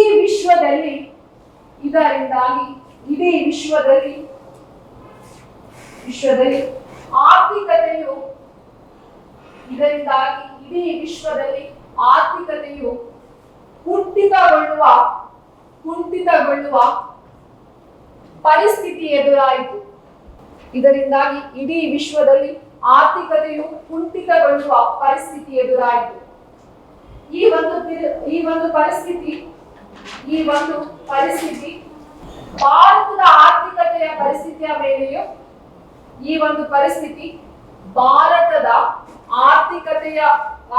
ಪರಿಸ್ಥಿತಿ ಮೇಲೆಯೂ ಅತಿ ಹೆಚ್ಚಿನ ಪರಿಣಾಮ ಬೀರಿತು. ಓಕೆ, ಸೊ ಇದಕ್ಕೆ ನಾವೇನಂತ ಕರಿತೀವಿ? ಭಾರತದ ಆರ್ಥಿಕತೆಯ ಮೇಲೆ ಉಂಟಾದ ಪರಿಣಾಮ ಅಂತ. ಸೊ ಈ ಇಂಟ್ರೊಡಕ್ಷನ್ ನೀವು ನೋಡ್ಕೊಳ್ಳಿ. ಒಂದ್ಸಲ ನಾನು ಯಾಕಂದ್ರೆ ಎಕ್ಸ್ಪ್ಲೈನ್ ಮಾಡೋಕೆ ತುಂಬಾ ಹೋಗ್ತಾ ಇಲ್ಲ, ಅಲ್ಲಿ ನೋಡಿ. ಈಗ ಆರ್ಥಿಕತೆ ಅಂದ ತಕ್ಷಣ ಇಂಟ್ರೊಡಕ್ಷನ್ ಅಲ್ಲೇ ಏನು ಅಂತ ಬರೆಯೋದಲ್ಲ, ಯಾಕೆ ಒಂದು ಈ ಎಕನಾಮಿಕಲ್ ಇಂಪ್ಯಾಕ್ಟ್ ಆಯ್ತು ನಮ್ಮ ಸೊಸೈಟಿ ಮೇಲೆ ಕರೋನಾದಿಂದ ಅನ್ನೋದನ್ನ ನಾವು ಇನ್ಫಾರ್ಮೇಶನ್ ಬರೀಬೇಕು. ಅದಕ್ಕೋಸ್ಕರನೇ ಇಂಟ್ರೊಡಕ್ಷನ್ ಅಲ್ಲೇ ಕರೋನಾ ಅನ್ನೋದನ್ನ ಕತೆ ಬರೆಯೋದಲ್ಲ, ಗೊತ್ತಾಯ್ತಲ್ಲ? ಅಲ್ಲಿಂದ ಅಲ್ಲಿಗೆ ಹರಡುವಂತ ಕಾಯಿಲೆ ಅಂತ ಎಕ್ಸ್ಪ್ಲನೇಷನ್ ಅಲ್ಲ. ಸಿಂಪಲ್ ಆಗಿ ಒಂದು ಯಾವುದೇ ಒಂದು ದೇಶ ಇರ್ಬೋದು, ಅದಕ್ಕೆ ಡೆವಲಪಿಂಗ್ ಆಗ್ತಾ ಇದೆ, ಡೆವಲಪ್ಡ್ ಕಂಟ್ರಿ ಅಂತ ಹೇಳಿದ್ರೆ ಆ ಒಂದು ದೇಶದ ಏನಂತ ಹೇಳಿದ್ರೆ ಹ್ಯೂಮನ್ ರಿಸೋರ್ಸ್ ಮೇಲೆ ಡಿಪೆಂಡ್ ಆಗಿರುತ್ತೆ. ಹೌದಲ್ವಾ? ಎಲ್ಲರೂ ಮಿಷನ್ ಮಾಡುತ್ತೆ ಕೆಲಸನ, ಇಲ್ಲ ಅಲ್ವಾ? ಸೊ ಆ ರೀತಿ ಇರ್ಬೇಕಾದ್ರೆ ನಮ್ಮಲ್ಲಿ ಏನಾಯ್ತು, ಕರೋನಾ ಅನ್ನೋ ಒಂದು ರೋಗ ಬಂತು. ಆ ರೋಗ ಏನಾಯ್ತು, ಎಲ್ಲಾ ಕಡೆ ಸ್ಪ್ರೆಡ್ ಆಯ್ತು. ಹಾಗೆ ಈ ಕರೋನಾ ಅಂತ ಹೇಳಿದ್ರೆ ಅತಿ ಬೇಗನೆ ವ್ಯಕ್ತಿಗೆ ಹರಡುವಂತ ಒಂದು ಕಾಯಿಲೆ ಆಯ್ತು. ಅದಕ್ಕೋಸ್ಕರ ಏನ್ ಮಾಡೋದು, ನಮ್ಮಲ್ಲಿ ಲಾಕ್ಡೌನ್ ಅಂತ ಹೇಳ್ಬಿಟ್ಟು ಒಂದು ನಿಯಮವನ್ನ ಇಂಪ್ಲಿಮೆಂಟೇಷನ್ ಮಾಡಿದ್ರು. ಲಾಕ್ಡೌನ್ ಅಂತ ಹೇಳಿದ್ರೆ ಎಲ್ಲಾ ಒಂದು ಆಕ್ಟಿವಿಟೀಸ್ ನ ಸ್ಟಾಪ್ ಮಾಡ್ಬೇಕಾಯ್ತು. ಈ ಸ್ಟಾಪ್ ಮಾಡಿದ್ರಿಂದ ಏನಾಯ್ತು, ಎಕನಾಮಿಕಲ್ ಆಕ್ಟಿವಿಟೀಸ್ ಏನಾಯ್ತು, ಸ್ಟಾಪ್ ಆಯ್ತಲ್ವಾ? ಸೊ ಆಟೋಮೆಟಿಕಲಿ ಏನಾಗ್ಬಿಡುತ್ತೆ, ಎಕನಾಮಿಕ್ ಕಂಡೀಷನ್ಸ್ ಏನಾಗುತ್ತೆ, ಇಂಪ್ಯಾಕ್ಟ್ ಆಯ್ತು. ಸೊ ಆ ರೀತಿಯಾಗಿ ನಾನು ಬರ್ದಿರೋದು.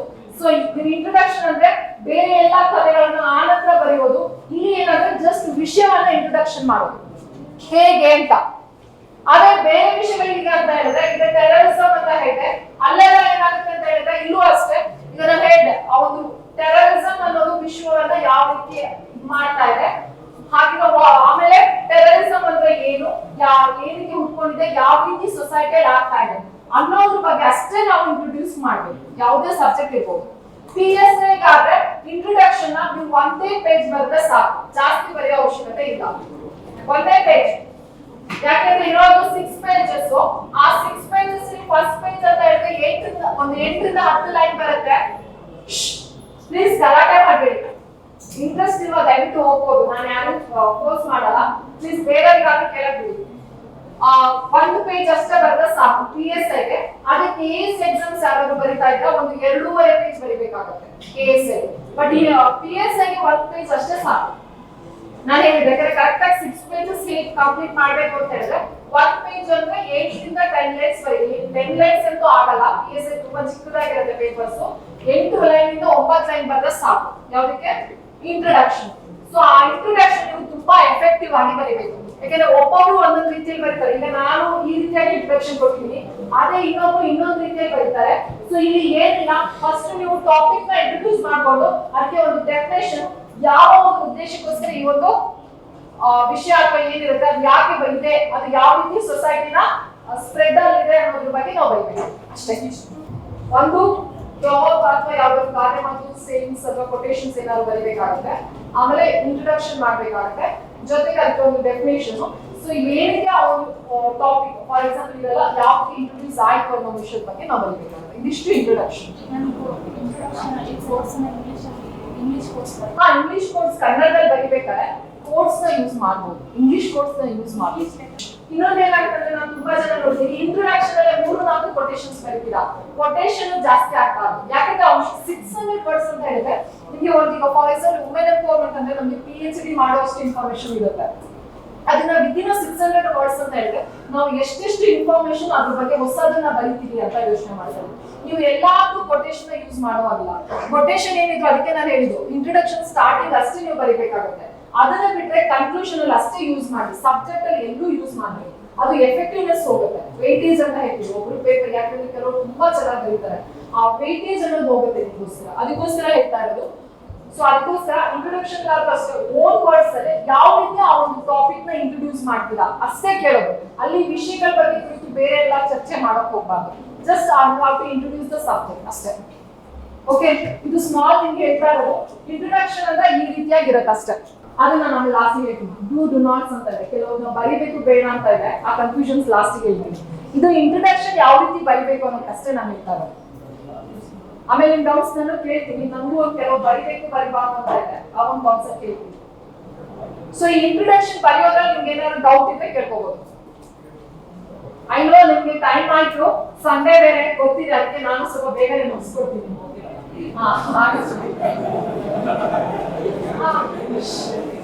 ಓಕೆ, ಇದ್ರಲ್ಲಿ ಡೌಟ್ ಹಾಕಿ.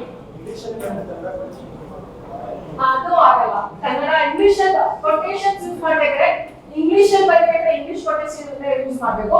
ಬಟ್ ಕನ್ನಡದಲ್ಲಿ ಬರೆಯೋರು ಕೊಟೇಶನ್ ಒಂದು ಇಂಗ್ಲಿಷ್ ಯೂಸ್ ಮಾಡ್ಕೋಬಹುದು, ಮತ್ ಬೇರೆ ಎಲ್ಲ ಕನ್ನಡದಲ್ಲೇ ಬರೀಬೇಕು. ಕನ್ನಡದಲ್ಲಿ ಬರ್ತಿದ್ದ ಓಡೋದು ಕನ್ನಡನೇ ಬರೀಬೇಕು.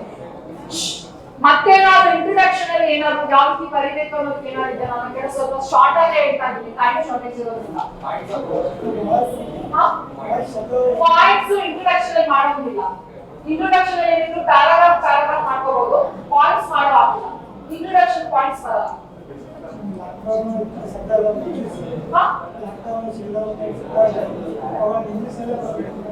ಇಲ್ಲ, ಆ ವರ್ಡ್ಸ್ ಕನ್ನಡದಲ್ಲಿ ಲಾಕ್ಡೌನ್ ಅಂತಾನೆ ಬರೀತೀವಿ. ಸಮ್ಟೈಮ್ಸ್ ಕೆಲವು ವರ್ಡ್ಸ್ ಇರ್ತವೆ ಅಂತವ್ರಿಗೆ ನಾನು ಹೇಳ್ತೀನಿ, ರಿಸರ್ಚ್ ನೀತಿ ಅಂತವ್ರು ಏನಾದ್ರು ಇದ್ರೆ ಮಾತ್ರ ಆಲ್ಮೋಸ್ಟ್ ಕನ್ನಡದಲ್ಲೇ ಬರೀಬೇಕು. ಏನೋ ಕಥೆ ಸೃಷ್ಟನೆ ಮಾಡೋದಿಲ್ಲ, ಜನರಲ್ ಟಾಪಿಕ್ ನೇ ಹೇಗೆ ನೀವು ಪದಗಳನ್ನು ಉಪಯೋಗಿಸ್ಕೋಬೇಕಷ್ಟೇ. ಅದನ್ನ ಹೇಗೆ ಒಂದು ನಿಮ್ಮ ಥಿಂಕಿಂಗ್ ಲೆವೆಲ್ಗೆ ಹೋಗುತ್ತೆ. ನಿಮ್ಗೆ ಏನಾದ್ರು ಟಾಪಿಕ್ ಇದ್ರೆ ಹೇಳ್ತೀನಿ, ನಾನೇ ಹೇಳ್ತೀನಿ ಯಾವ ರೀತಿ ಬರೀಬಹುದು ಅಂತ. ನಿಮ್ಮಲ್ಲಿ ಏನಾದ್ರು ಯಾವ್ದು ಟಾಪಿಕ್ ಹೇಗೆ ಬರೀಬಹುದು ಅಂತ. ಇಂಟ್ರೊಡಕ್ಷನ್ಸ್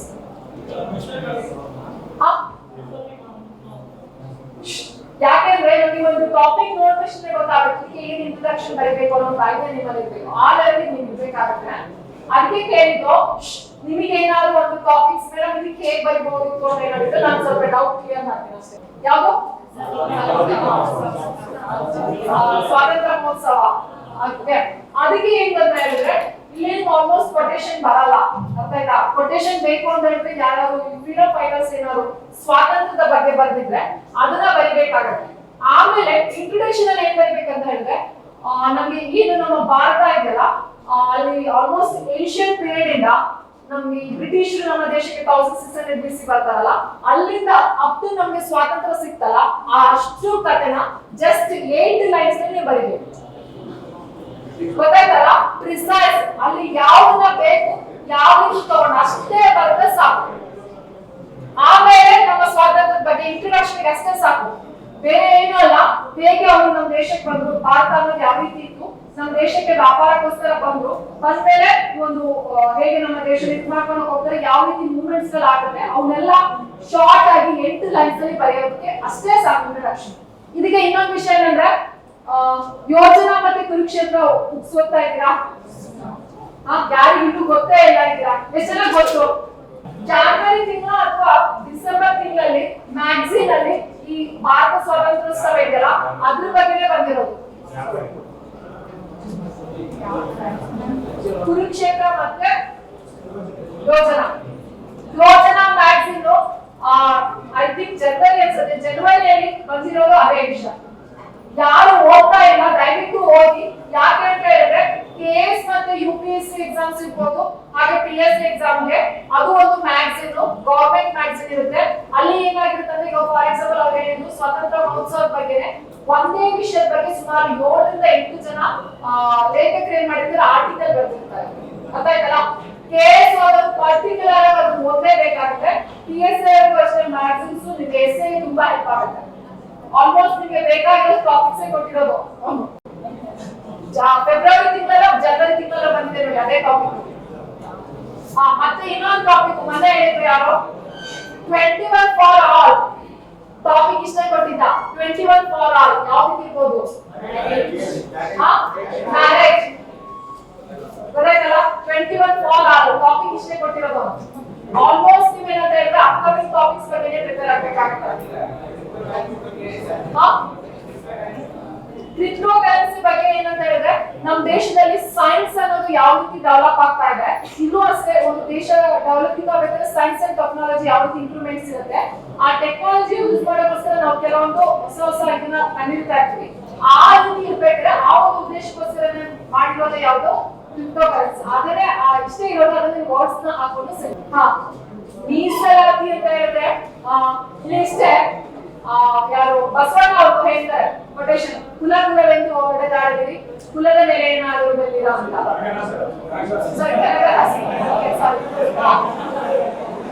ಸೊ ಆ ಒಂದು ಕೊಟೇಶನ್ ಯೂಸ್ ಮಾಡಿ ಗಲಾಟೆ ಮಾಡಬೇಡಿ.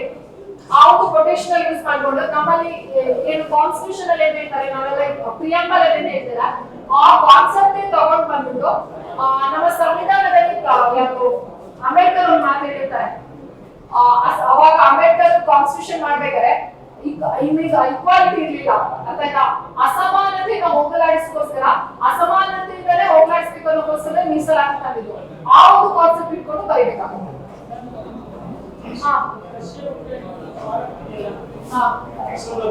ರಷ್ಯಾ ಉಕ್ರೇನ್ ವಾರು, ಅದು ಮೋಸ್ಟ್ಲಿ ರಷ್ಯಾ ಉಕ್ರೇನ್ ವಾರ ಅಂತ ಕೇಳಲ್ಲ, ಅದನ್ನ ಭಾರತಕ್ಕೆ ಯಾವ್ದು ಇಂಪ್ಯಾಕ್ಟ್ ಆಯ್ತು ಅಥವಾ ಎಕನಾಮಿಕ್ ಇಂಪ್ಯಾಕ್ಟ್ ಮೇಲೆ ಅದಕ್ಕೆ ಏನಂತ ಬರೀಬೇಕಾದ ಇಂಟ್ರೊಡಕ್ಷನ್, ಒಂದು ದೇಶದಲ್ಲಿ ಗಡಿ ಅಥವಾ ಬಾರ್ಡರ್ಸ್ ಅನ್ನೋದು ಎಷ್ಟು ಇಂಪಾರ್ಟೆಂಟ್ ಇರುತ್ತೆ ಆ ಕಾನ್ಸೆಪ್ಟ್ ಇಟ್ಕೊಂಡು ನೀವು ಇಂಟ್ರೊಡ್ಯೂಸ್ ಮಾಡಬೇಕಾಗುತ್ತೆ.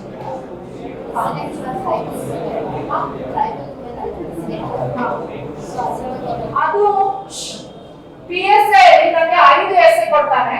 ಆ 5 ಎಸ್ಸೆ ಒಂದು ಪ್ಯಾರಾಗ್ರಾಫ್. ಸ್ವಲ್ಪ ದಯವಿಟ್ಟು ನೀವು ಮಾತಾಡ್ತಾ ಇದ್ರೆ ನಾನು ಹೇಳ್ಬೇಕಾದ್ರೆ ಕ್ಲಾಸ್ ಹೋಗ್ಬೇಕಾಗ್ತದೆ ಅಷ್ಟೇ. ಅಲ್ಲಿ ಹೋಗಕ್ಕೆ ಲಾಕ್ ಮಾಡಿಸ್ತೀನಿ ಮೇಡಮ್, ಹೋಗ್ತೀನಿ ಅನ್ಬೋದು. ನಮ್ಗೆ PSI ಎಸ್ಸೆ 5 ಎಸ್ಸೆ ಕೊಡ್ತಾನೆ, 5ರಲ್ಲಿ 1 ಬರೀಬೇಕು. ಅವನು ಯಾವ ಬೇಸಿಸ್ ಮೇಲೆ ಎಸ್ಸೆ ಟಾಪಿಕ್ ಕೊಡ್ತಾನೆ ಅಂತ ಹೇಳಿದ್ರೆ, 2 ಎಸ್ಸೆನ ಕರೆಂಟ್ ಅಫೇರ್ಸ್ ಅಥವಾ ನ್ಯಾಷನಲ್ ಇರ್ಬೋದು, ಇಂಟರ್ನ್ಯಾಷನಲ್ ಇರ್ಬೋದು, Karnataka current affairs. 1 women's related ಕೊಡ್ತಾನೆ, 1 ಪೊಲೀಸ್ ಡಿಪಾರ್ಟ್ಮೆಂಟ್ ಗೆ ಸಂಬಂಧಪಟ್ಟ ಹಾಗೆ ಇನ್ನೊಂದು ಎನ್ವೈರನ್ಮೆಂಟ್ ಬಗ್ಗೆ ಕೊಡ್ತಾ ಇದ್ದ. ವುಮೆನ್ಸ್ ಅಂತ ಹೇಳಿದ್ರೆ ಮೊದಲ ವುಮೆನ್ ಎಂಪವರ್ಮೆಂಟ್ ಆ ರೀತಿ ECC ಕೊಡ್ತಾ ಇದ್ದ. ಇವಾಗ ಇವರು ಅಂತ ಹೇಳಿದ್ರು ಟ್ರೈಬಲ್ ವುಮೆನ್ ಯಾರು ಇವಾಗ ಪ್ರೆಸಿಡೆಂಟ್ ಆಗಿರೋದು ಅವ್ರ ಕುರಿತು ಕೇಳ್ತಾರಂತ. ಆ ರೀತಿ ಕೇಳಲ್ಲ. ನಾನು ಅನ್ಕೊಂಡಿರೋದು ಮೇಬಿ ಭಾರತದ ಅತ್ಯುನ್ನತ ಸ್ಥಾನಮಾನಗಳಲ್ಲಿ ಮಹಿಳೆಯರು ಇವತ್ತು ಹೆಚ್ಚಿನ ಇಲ್ಲ. ಹೌದಲ್ವಾ? ಇವಾಗ ಪ್ರೆಸಿಡೆಂಟ್ ನೋಡ್ಬೋದು, ಯಾರಿರೋದು ಇದ್ರೆ ಅಲ್ವಾ, ಮತ್ತು ಪ್ರತಿಭಾ ಪಾಟೀಲ್ ಇವರು ಯಾಕಂದ್ರು ಅತ್ಯುನ್ನತ ಸ್ಥಾನಮಾನಗಳಲ್ಲಿ ಮಹಿಳೆಯರು ಪಾಲ್ಗೊಳ್ಳುತ್ತಿಲ್ಲ, ಅದರ ಕುರಿತು ಚರ್ಚಿಸಿ ಅಂತ ಕೇಳ್ಬೋದು. ಆ ರೀತಿ ಕೇಳ್ತಾರೆ.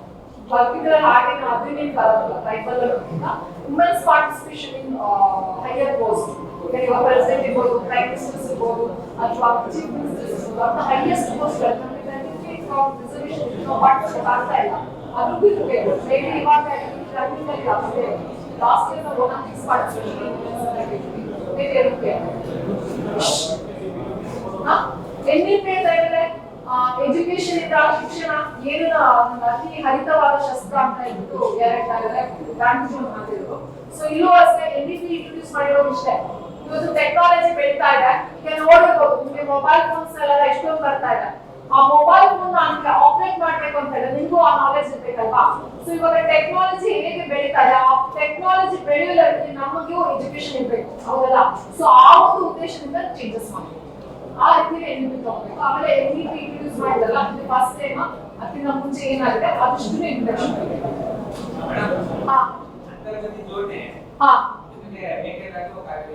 ಮೇಕೆದಾಟು ಒಂದು ಸಪರೇಟ್ ಆಗಿ ಹೇಳ್ತಾರೆ, ಯಾಕಂದ್ರೆ ಓಲ್ಡ್ ಆಯ್ತು. ನಿಮ್ಗೆ ಕರೆಂಟ್ ಅಫೇರ್ಸ್ ಅಂತ ಇರುತ್ತೆ. ಫಾರ್ ಎಕ್ಸಾಂಪಲ್ ಎಕ್ಸಾಮ್ಗೆ ಸೆಕೆಂಡ್ ಪೇಪರ್ ಪ್ರಿಪೇರ್ ಆಗೋದು ವಿತಿನ್ 8 to 10 ಮಂತ್ಸ್ ಅಲ್ಲ, ಅಷ್ಟೇ ಕೇಳ್ತಾನೆ. ಅದು ಎಕನಾಮಿಕ್ಸ್ ಕಂಡೀಷನ್ ಏನಿರುತ್ತೆ ಅದ್ರ ಬಗ್ಗೆ ತಗೊಂಡು ಇನ್ಫ್ಲೇಷನ್ ಅಂತ ಏನು ಅಂತ ಯೂಸ್ ಮಾಡಬೇಕಾಗುತ್ತೆ. ಕೇಳ್ಬೋದು.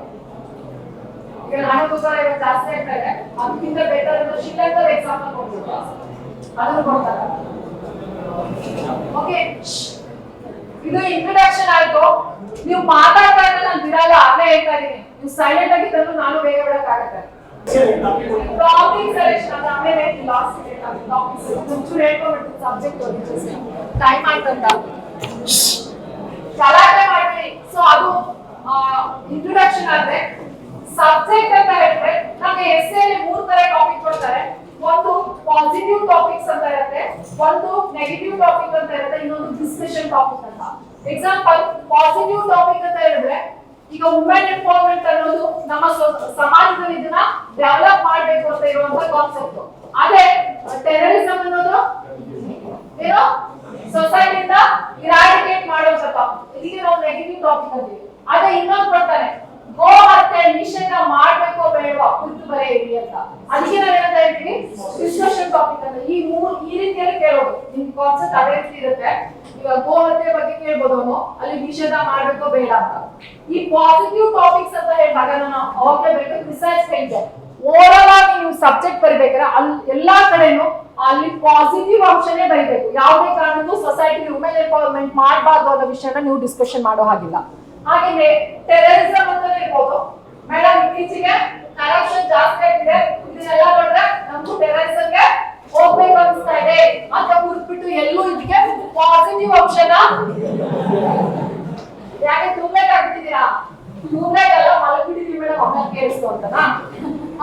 ಟೆರರಿಸಂ ಅಂತ ಹೇಳಿದ್ರೆ ಇದು ನೆಗೆಟಿವ್ ಟಾಪಿಕ್ಸ್. ಈ ರೀತಿ ನೆಗೆಟಿವ್ ಟಾಪಿಕ್ಸ್ ಕೊಟ್ಟಾಗ ಎಲ್ಲೂ ನೀವೇನ್ ಮಾಡಬಾರ್ದು, ಪಾಸಿಟಿವ್ ಅಂಶನ ಬರಿಬಾರ್ದು. ಅದೇ ರೀತಿ ಇಲ್ಲಿ ಚರ್ಚೆ ಮಾಡಿ ಅಂತ ಕೊಟ್ಟಿರ್ತಾನೆ.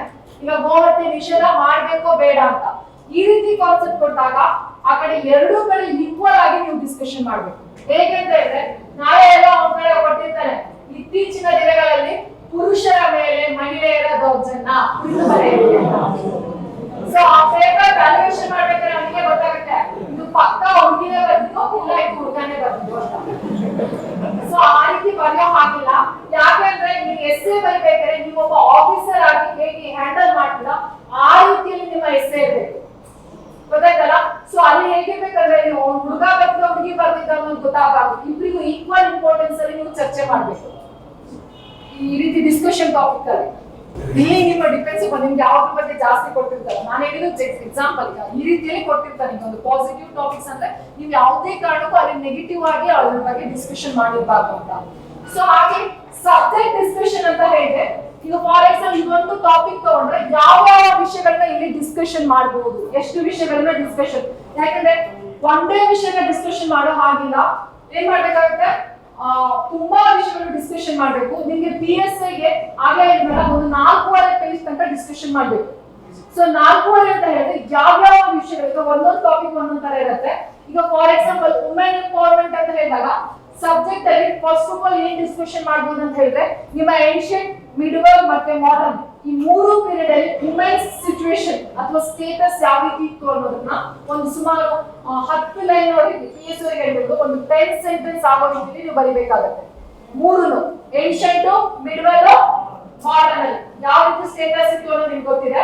ಆನಂತರ ವುಮೆನ್ ಎಂಪವರ್ಮೆಂಟ್ ಅನ್ನೋದು ಯಾಕೆ ಇವತ್ತು ಸೊಸೈಟಿಯಲ್ಲಿ ಮಾಡಕ್ ಆಗ್ತಿಲ್ಲ, ರೀಸನ್ಸ್ ಏನಿರ್ಬೋದು, ನಾನು ಬರೀ ಹೆಡ್ಡಿಂಗ್ ಹೇಳ್ತಾ ಇದ್ದೀನಿ, ಅದ್ರ ಕೆಳಗಡೆ ನೀವು ಡಿಸ್ಕಷನ್ ಮಾಡ್ಬೇಕಾಗತ್ತೆ. ಯಾಕೆ? ಒಂದು ನಮ್ದು ಮೇಲ್ ಡಾಮಿನೇಟಿಂಗ್ ಸೊಸೈಟಿ, ಎರಡನೇದಾಗಿ ನಮ್ಮಲ್ಲಿರುವಂತ ಸಂಪ್ರದಾಯಗಳು ಅಥವಾ ಟ್ರೆಡಿಷನಲ್ ಸಿಸ್ಟಮ್, ಮೂರನೇದಾಗಿ ಇವತ್ತು ಇನ್ಸೆಕ್ಯೂರಿಟಿ ಇದೆ ವುಮೆನ್ಸ್ಗೆ. ಸೊ ಇವೆಲ್ಲ ರೀಸನ್ಸ್ ಇಂದ ಇವತ್ತು ಮಹಿಳೆಯರು ಏನಾಗ್ತಾ ಇದ್ದಾರೆ, ಹೊರಗಡೆ ಬರ್ತಾ ಇಲ್ಲ. ಆ ಉದ್ದೇಶದಿಂದ ಏನಾಗ್ತಾ ಇದೆ, ನಮ್ಗೆ ಇವತ್ತು ಎಂಪವರ್ಮೆಂಟ್ ಮಾಡಕ್ ಆಗ್ತಿಲ್ಲ. ನೆಕ್ಸ್ಟ್ ಅದೇ ರೀತಿ ಟೆರರಿಸಮ್ ಅಷ್ಟೇ. ಇಲ್ಲಿ ಏನಂದ್ರೆ ಫಸ್ಟ್ ರೀಸನ್ಸ್ ಬರಬೇಕು, ಯಾಕೆ ಇವತ್ತು ಸೊಸೈಟಿಯಲ್ಲಿ ಟೆರರಿಸಮ್ ಯಾಕೆ ಇರ್ಬೋದು, ಪಾವರ್ಟಿ ಇರ್ಬೋದು, ಅನ್ಎಂಪ್ಲಾಯ್ಮೆಂಟ್, ಸ್ಟೇಬಲ್ ಗವರ್ನಮೆಂಟ್ ಇಲ್ಲದೆ ಇರೋದು. ಆನಂತರ ಈ ಒಂದು ಟೆರರಿಸಮ್ ಅಂತ ನೋಡೋದಾದ್ರೆ ಪ್ರಮುಖ ಸಂಘಟನೆಗಳೇನಿದೆ, ಆರ್ಗನೈಸೇಷನ್ಸ್ ಟೆರರಿಸಮ್ಸ್, ಅವುಗಳ ಕುರಿತು ಬರಬೇಕಾಗುತ್ತೆ. ಅಲ್ ಖೈದಾ ಅಂತ ಬರೆದು ಯಾರು ಅದರ ಸ್ಥಾಪಕರು, ಯಾವ ದೇಶದಲ್ಲಿದೆ ಅಂತ ಆ ರೀತಿ ಒಂದು 5ರಿಂದ 6 ಡಿಸ್ಕಸ್ ಮಾಡಬೇಕಾಗುತ್ತೆ. ನೆಕ್ಸ್ಟ್ ಪ್ರಮುಖ ದಾಳಿಗಳು, ಇವತ್ತಿನವರೆಗೂ ನಮ್ಮ ದೇಶದಲ್ಲಿ ಸುಮಾರು ದಾಳಿಗಳು ನಡೆದಿವೆ. ಆ ದಾಳಿಗಳಲ್ಲಿ ಅತಿ ಹೆಚ್ಚು ಪ್ರಪಂಚವನ್ನೇ ಒಂದು ರೀತಿಯಲ್ಲಿ ಬೆಚ್ಚಿ ಬೀಳಿಸುವಂತ ಘಟನೆಗಳು ಅಂತ ಕರಿತೀವಿ. ಫಾರ್ ಎಕ್ಸಾಂಪಲ್ ಈಗ 2000 ಅಲ್ಲಿ ಪೆಂಟಗಾನ್ ಮೇಲೆ ದಾಳಿ ಇತ್ತಲ್ವಾ, ಆ ರೀತಿ ಘಟನೆಗಳೇನಿತ್ತು ಒಂದು 5-6 ಬರ್ತಾರೆ ಸಾಕು. ಆಮೇಲೆ ಈ ಒಂದು ಟೆರರಿಸಮ್ ನ ಹೋಗಲಾಡಿಸೋಸ್ಕರ ಕೆಲವೊಂದು ಸಜೆಷನ್ಸ್ ಏನ್ ಮಾಡ್ಬೋದು, ಎಜುಕೇಶನ್ ಕೊಡ್ಬೇಕು, ಎಂಪ್ಲಾಯ್ಮೆಂಟ್ ಜಾಸ್ತಿ ಮಾಡಬೇಕು, ಅದನ್ನ ಬರಬೇಕಾಗುತ್ತೆ. ಆನಂತರ ಲಾಸ್ಟ್ಗೆ ಈ ಒಂದು ಟೆರರಿಸಂ ನ ಹೋಗಲಾಡಿಸಿ ಇಡೀ ವಿಶ್ವಾದ್ಯಂತ ಈಗ G ಸಮ್ಮೇಳನಗಳೆಲ್ಲ ನಡೀತಾ ಇರ್ತವಲ್ಲ, ಅಲ್ಲಿ ಏನಾದ್ರು ಇದಕ್ಕೆ ಸಂಬಂಧಪಟ್ಟ ಹಾಗೆ ಏನಾದ್ರು ಯೋಜನೆಗಳು ಏನಾದ್ರು ಇದ್ರೆ ಪ್ರೋಗ್ರಾಮ್ಸ್ ಗಳಾಗಿ, ಈಗ ಫಾರ್ ಎಕ್ಸಾಂಪಲ್ ಭಾರತದಲ್ಲಿ ತಾಡಾಕ ಇದೆ ಅಂತ ಇತ್ತು. ಸೊ ಆ ರೀತಿಯಾಗಿ ಕುರಿತು ಬರೀಬೇಕು. ಇಷ್ಟೊಂದು ಡಿಸ್ಕಷನ್ ಮಾಡ್ಲೇಬೇಕು. ಡಿಸ್ಕಷನ್ ಅಂದ್ರೆ ಬರೀ ಇಷ್ಟು ಹೆಡ್ಡಿಂಗ್ ಬರೆಯೋದಲ್ಲ, ಅದ್ರ ಕೆಳಗಡೆ ಏನ್ ಮಾಡ್ಬೇಕಾಗುತ್ತೆ, ಪಾಯಿಂಟ್ಸ್ ಟು ಪಾಯಿಂಟ್ಸ್ ನೀವು ಬರೀಬೇಕಾಗುತ್ತೆ. ಅದೇ ಈಗ ಗೋ ಹತ್ಯೆ ನಿಷೇಧ ಅಂತ ತಿಳ್ಕೊಳ್ಳಿ. ಇಲ್ಲಿ ಏನೇನ್ ಬರಬೇಕು ಅಂತ ಹೇಳಿದ್ರೆ ಫಸ್ಟಿಗೆ ಇಂಟ್ರೊಡಕ್ಷನ್ ಅಲ್ಲಿ ಏನಿಲ್ಲ, ಹಾಗೆ ನಾನು ಡೆಫಿನೇಷನ್ ಹೇಳಿದ್ನಲ್ಲ, ಗೋ ಹತ್ಯೆ ಅಂದ್ರೆ ಏನು, ಗೋ ಹತ್ಯೆ ಅಂದ್ರೆ ಏನು ಒಂದು ಡೆಫಿನೇಷನ್ ಕೊಟ್ಟಿದ್ದಾರೆ. ಗೋ ಹತ್ಯೆ ವಿವಾದ ಅಂತ ಒಂದು ಡೆಫಿನೇಷನ್ ಸರಿಯಾಗಿ ಬರ್ತಿದೆ, ಓದಿದಿರ ಎಲ್ಲರೂ? ಏನಿಲ್ಲ, ಇದು ಆಹಾರ ಪದ್ಧತಿ ಮತ್ತು ಸಂಸ್ಕೃತಿಯ ನಡುವೆ ನಡೆಯುತ್ತಿರುವ ವಿವಾದವೇ ಗೋ ಹತ್ಯೆ ನಿಷೇಧದ ವಿವಾದ. ಆಹಾರ ಸಂಸ್ಕೃತಿ ಮತ್ತು ಧಾರ್ಮಿಕದ ಅಥವಾ ಧರ್ಮದ ನಡುವೆ ನಡೆಯುತ್ತಿರುವಂತಹ ಒಂದು ವಿವಾದಕ್ಕೆ ನಾವೇನಂತ ಕರಿತೀವಿ, ಗೋ ಹತ್ಯೆ ನಿಷೇಧ ಅಂತ. ಇಲ್ಲಿ ನೋಡೋದಾದ್ರೆ ಸಬ್ಜೆಕ್ಟ್ ಅಲ್ಲಿ ಏನ್ ಬರೀಬೇಕು ಅಂತ ಹೇಳಿದ್ರೆ 1968 ಅಲ್ಲಿ ಫಸ್ಟ್ ಟೈಮ್ ಲೋಕಸಭೆಯಲ್ಲಿ, ಐ ಥಿಂಕ್ ನಾನು ಮರ್ತೋದೆ, ಅವರು ಈ ಒಂದು ವಿಷಯದ ಬಗ್ಗೆ ಡಿಸ್ಕಷನ್ ಮಾಡಿದ್ರು, ಗೋ ಹತ್ಯೆನ ನಿಷೇಧ ಮಾಡಬೇಕು ಅಂತ. ಆ ನಂತರ ಇವತ್ತು ನಮ್ಗೆ ಎಷ್ಟು ರಾಜ್ಯಗಳಿದಾವೆ ಭಾರತದಲ್ಲಿ? 28. ಆ 28 ಸ್ಟೇಟ್ಸ್ ಅಲ್ಲಿ ಎಷ್ಟು ರಾಜ್ಯಗಳಲ್ಲಿ ಈಗಾಗಲೇ ಗೋ ಹತ್ಯೆ ನಿಷೇಧ ಮಾಡಿದ್ದಾರೆ, ಅದೆಲ್ಲ ಎಕ್ಸ್ಪ್ಲೈನ್ ಮಾಡ್ಬೇಕಾಗುತ್ತೆ. ಆಮೇಲೆ ಗೋ ಹತ್ಯೆನ ಯಾಕೆ ನಿಷೇಧ, ಗೋ ಹತ್ಯೆನ ಮಾಡಬಾರ್ದು, ಹಾಗೆ ಯಾಕೆ ಮಾಡಬೇಕು, ಅದ್ರ ಬಗ್ಗೆ ಈಕ್ವಲ್ ಆಗಿ ಡಿಸ್ಕಸ್ ಮಾಡಿ. ನಿಮ್ಮ ಪ್ರಕಾರ ಗೋ ಹತ್ಯೆಯನ್ನ ಯಾಕೆ ಮಾಡಬಾರ್ದು, ಯಾಕೆ ಮಾಡಬಾರ್ದು ಗೋ ಹತ್ಯೆನ? ಒಂದು ನಮಗೆ ಏನ್ ಮಾಡಿದೀವಿ, ನಮಗೆ ಪೂಜನೀಯ ಸ್ಥಾನವನ್ನು ಕೊಟ್ಟಿದ್ದೀವಿ ಭಾರತದಲ್ಲಿ. ಎರಡನೇದು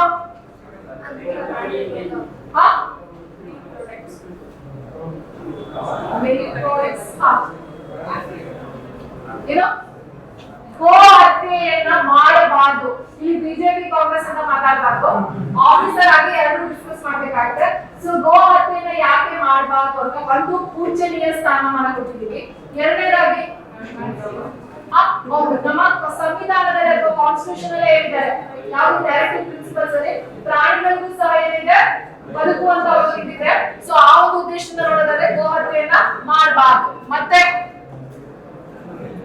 ಮತ್ತೆ ಯಾಕೆ ಮಾಡಬಾರ್ದು ಗೊತ್ತಿರ್ಲಿ, ತಳಿಗಳ ನಾಶ ಅಂತ ಹೇಳ್ತಾರೆ, ಬ್ರೀಡ್ಸ್. ಈಗ ಗೋ ಹತ್ಯೆನ ಮಾಡ್ತಾ ಬಂದ್ರೆ ಎಷ್ಟೋ ತಳಿಗಳು ಏನಾಗ್ತಾ ಇರ್ತವೆ, ನಾಶ ಆಗ್ತವೆ. ಆ ಒಂದು ಉದ್ದೇಶದಿಂದನೂ ಸಹ ಏನ್ ಮಾಡಬಾರ್ದು, ಗೋ ಹತ್ಯೆಯನ್ನ ಮಾಡಬಾರ್ದು. ಅದು ಬಿಟ್ಟರೆ ಇನ್ನೊಂದು ಏನಾದ್ರು ಪಾಯಿಂಟ್ ಗೊತ್ತಾ, ಸೊ ಯಾರು ಹೇಳಿದ್ರು ಭಾರತ ಈ ಸಮಶೀತೋಷ್ಣ ವಲಯ ಅಂತ ಹೇಳ್ತಾರೆ. ಏನು ಇಂಗ್ಲಿಷ್ ಅಲ್ಲಿ ಸಬ್ ಕಾಂಟಿನೆಂಟಲ್ ಇದೆಯಲ್ಲ, ಇಲ್ಲಿ ಏನಂತ ಹೇಳಿದ್ರೆ ನಾವು ಅತಿ ಹೀಟ್ ಆಗಿರುವ ವಸ್ತುಗಳನ್ನ ತಿನ್ಬಾರ್ದಂತೆ ಇಲ್ಲಿರೋರು. ಸೊ ಈ ಗೋ ಮಾಂಸ ಅನ್ನೋದಂದ್ರೆ ತುಂಬಾ ಹೀಟ್ ಆಗುತ್ತಂತೆ ಬಾಡಿಗೆ, ಆ ಉದ್ದೇಶದಿಂದ ಇಲ್ಲಿರೋರು ತಿನ್ಬಾರ್ದು, ಹಾಗಾಗಿ ಗೋ ಹತ್ಯೆ ಮಾಡಬಾರ್ದು ಅಂತ ಹೇಳ್ತಾರೆ. ಸೊ ಜಿಯೋಗ್ರಫಿಕಲಿ, ಆರೋಗ್ಯ ದೃಷ್ಟಿಯಿಂದ ಅಥವಾ ಜಿಯೋಗ್ರಫಿಕಲಿ ನಾವು ನೋಡೋದಾದ್ರೆ ಓಕೆ ಇದಿಷ್ಟು ಬರುತ್ತೆ. ಈಗ ಹಾಗೆ ಇಲ್ಲೂ ಡಿಸ್ಕಷನ್ ಮಾಡ್ಬೇಕು, ಗೋ ಹತ್ಯೆನ ಮಾಡ್ಲೇಬೇಕು ಅಂತ ಹೇಳ್ಬೇಕಾಗುತ್ತೆ. ಯಾಕೆ ಇರ್ಬೋದು?